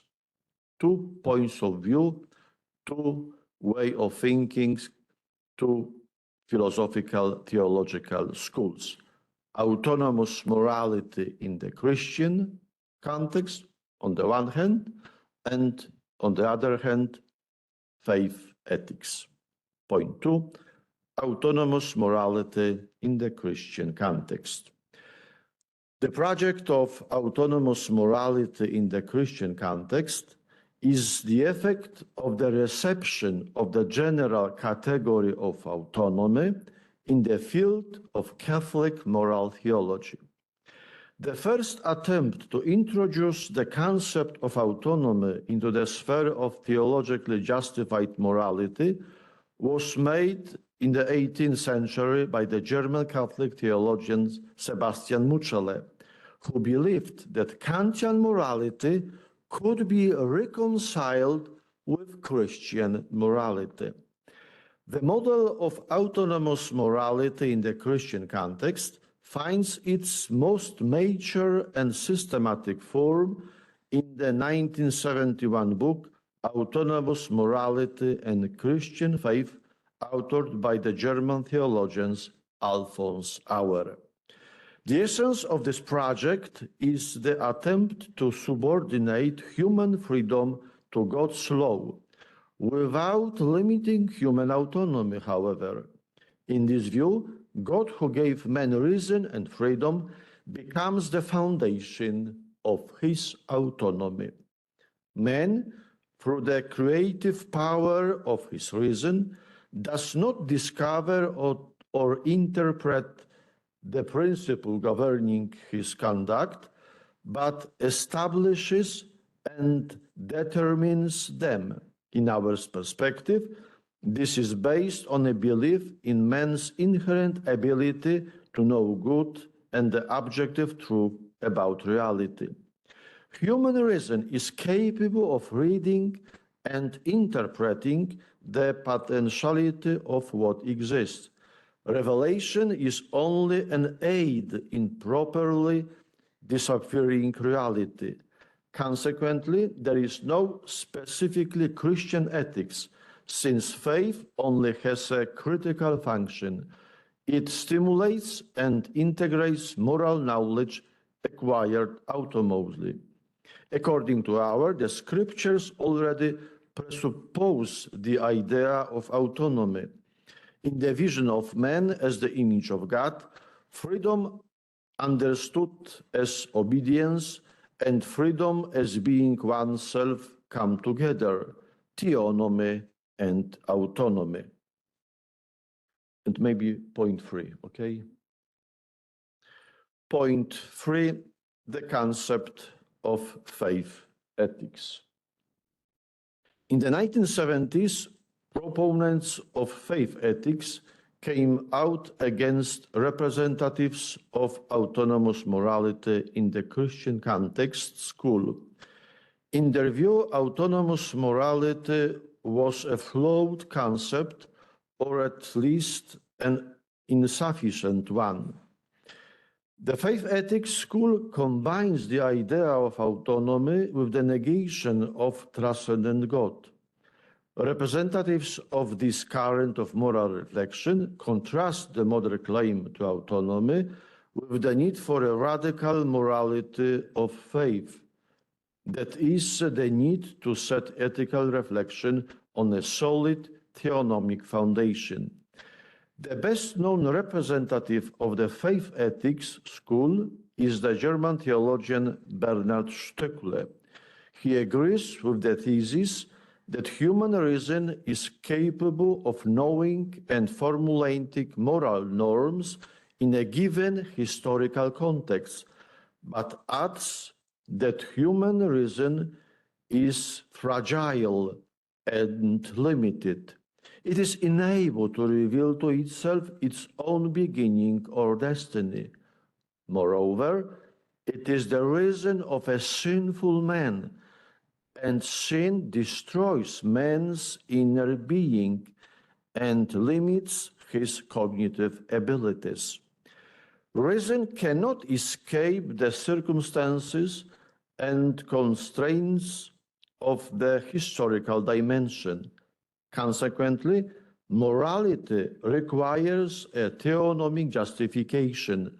Only in this way can there be a certain and self-evident awareness of the validity of moral norms, and their internal content can be recognized. According to representatives of the faith ethics school, Christian moral theology does not merely add its own motives of rational to secular autonomous ethics, but is an independent proposal also in terms of substance. That is, to a certain extent, it has separate contents. In this perspective, the importance of faith for moral life is not exhausted in presenting additional motivation to pure rational justification, such as can be known by every man. Above all, faith reveals the meaning of human existence, where we come from and where we are going.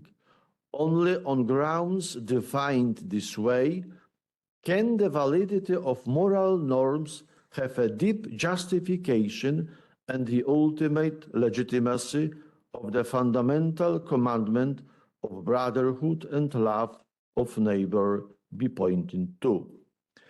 Faith needs to come to man's help because he is by his very nature a hidden, unknown being. He is unable to discover his own beginning and end with the help of his subjective reason. Representatives of the school of faith ethics believe that knowledge of the meaning of existence and the value of life is absolutely necessary to determine the principles governing the sphere of morality. The meaning of existence and the value of human life cannot be known without the assistance of faith. Faith thus becomes indispensable for morality. Faith gives man the knowledge of his origin and destiny that is necessary to justify the validity of moral norms. Point 4, autonomy according to veritatis splendor.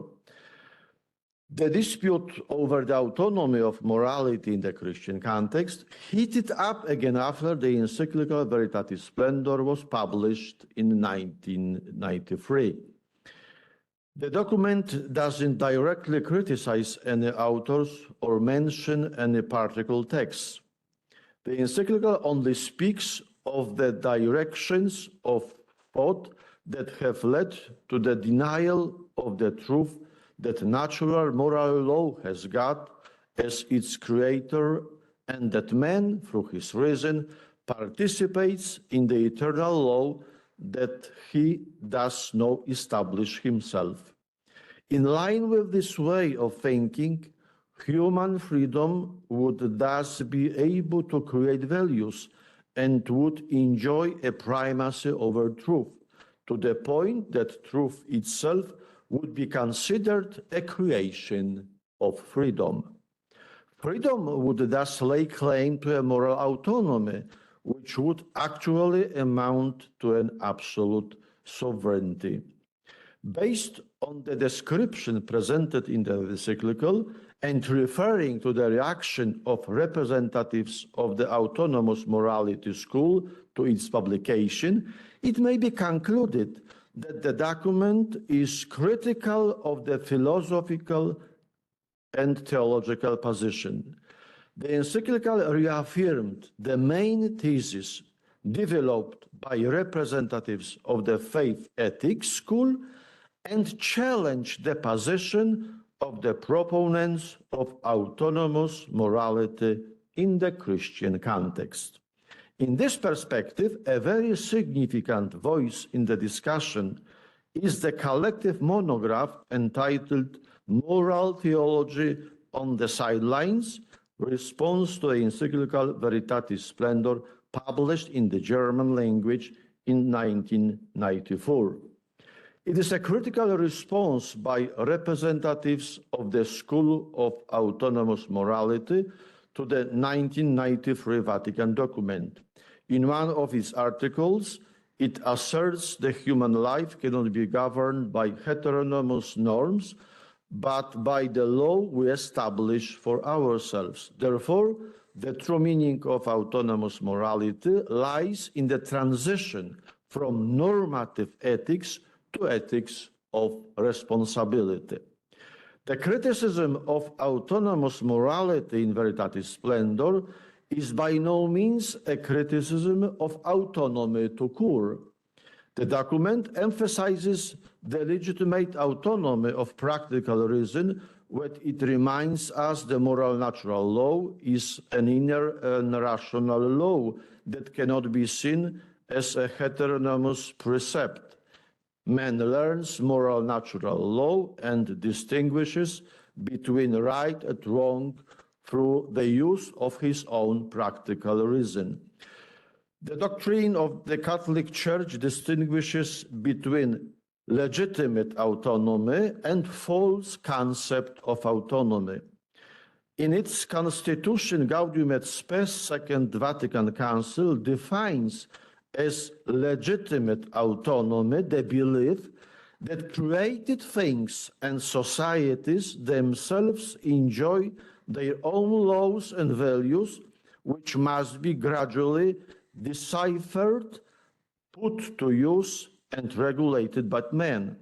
In this context, the autonomy of earthly realities is combined with man's domination over the world. Both the individual person and human community are entitled to a legitimate autonomy. The false concept of autonomy, on the other hand, maintains that created things don't depend on God and that man can use them without any reference to their creator. In the perspective of Veritatis Splendor, just moral autonomy means that human reason plays an active role in the discovery and application of moral law, and that reason derives its truth and authority from the eternal law, which is the wisdom of God himself. The rightful autonomy of practical reason means that man has in himself his own law received from the Creator. The document emphasizes that the moral law has its origin in God and always finds its source in him. At the same time, by virtue of natural reason, which derives from divine wisdom, it is a properly human law. The moral law that it refers to is natural law.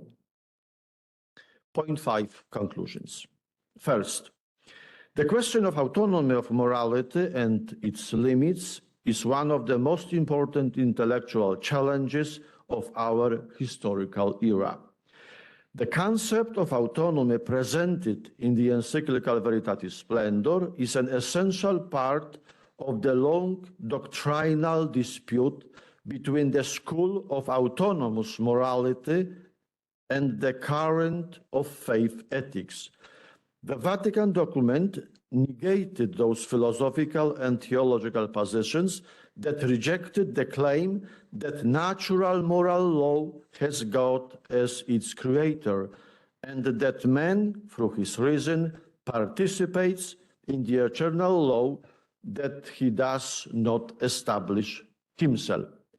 The encyclical reaffirmed the main thesis developed by representatives of the School of Faith Ethics and challenged the position taken by proponents of autonomous morality in the Christian context. Second, a sound analysis of Kant's ethical project is necessary to properly understand the contemporary crisis of moral theology in the Catholic Church. One of the most important reasons for this crisis is the acceptance of the autonomous morality project on the grounds of Catholic moral theology. Pope Emeritus Joseph Ratzinger, as well as others, spoke very forcefully about this, joining the discussion on the causes of clerical pedophilia.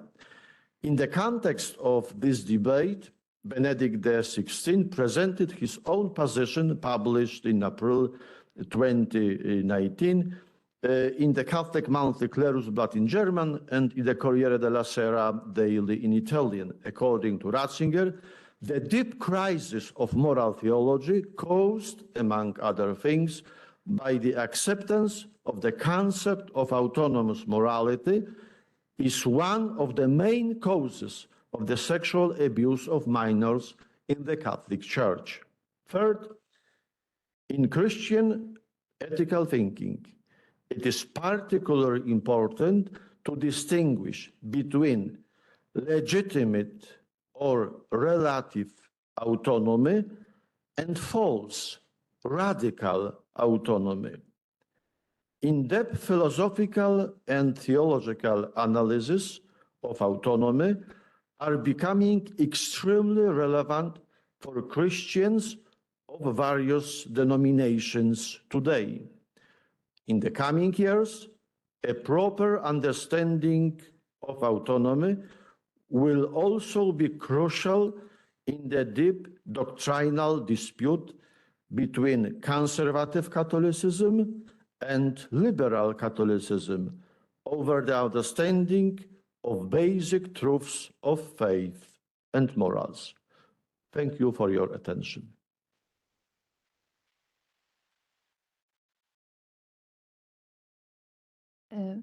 Thank you very much. Do you have any questions? Yes, there is a question. Well, it will be in Polish. Zatem moim pytaniem, głównym pytaniem jest pytanie o tą autonomię, którą ksiądz nazywa fałszywą czy radykalną. Chciałabym się zapytać, jak to jest w kontekście prawa, w kontekście tworzenia prawa, egzekwowania prawa, a także w kontekście tworzenia nowych technologii, tworzenia nauki, uprawiania nauki. Jakie ksiądz profesor identyfikuje zagrożenia i jakie mógłby ksiądz profesor też podać sposoby rozwiązania takich problemów? Okay, so now the question was about the scope of law and scope of technology, science, if the radical or false autonomy can influence those scopes and if it can threaten the enforcement of some laws or the creation of some laws and the way of science, of making new technologies or actually scientific developments. And also I wanted to ask about the threats and solutions proposed by Professor Kobyliński. Gdzie jest pan doktor Cebula? To jest pytanie tysiąclecia i w pewien sposób można potraktować spór między autonomią względną a autonomią radykalną jako nić Ariadny wszystkich sporów intelektualnych, które toczymy i będziemy toczyć w tym tysiącleciu. This is the question of the millennium, and it may be treated as the Ariadne's thread, according to which we can interpret all the important philosophical problems of our times. Ta kwestia rozsadza kościoły, związki wyznaniowe, jest centralnym punktem sporów bioetycznych, także w kontekście sztucznej inteligencji czy inżynierii genetycznej. Tak naprawdę mamy spór o to, co nam wolno jako ludziom, czy jesteśmy czymś ograniczeni, akceptując autonomię względną, czy też jesteśmy jako bogowie, akceptując autonomię radykalną. This question leads to the explosion or the destruction of churches. It's the vital question when it comes to the issue of bioethics and artificial intelligence. The key question is whether we are in any way limited, whether we have this total freedom, or whether our autonomy is somehow relative, whether it's limited by some external moral truth. W jednym zdaniu konkluzja, jeśli w tym tysiącleciu zacznie zwyciężać autonomia radykalna na różnych płaszczyznach, to istnieje ryzyko, że stworzymy świat, który nie będzie służył nam jako ludziom, ale stanie się dla nas zagrożeniem. The risk is that if we stick to the vision of the radical, total autonomy, we may create a world in which will be kind of destructive to mankind, to humankind.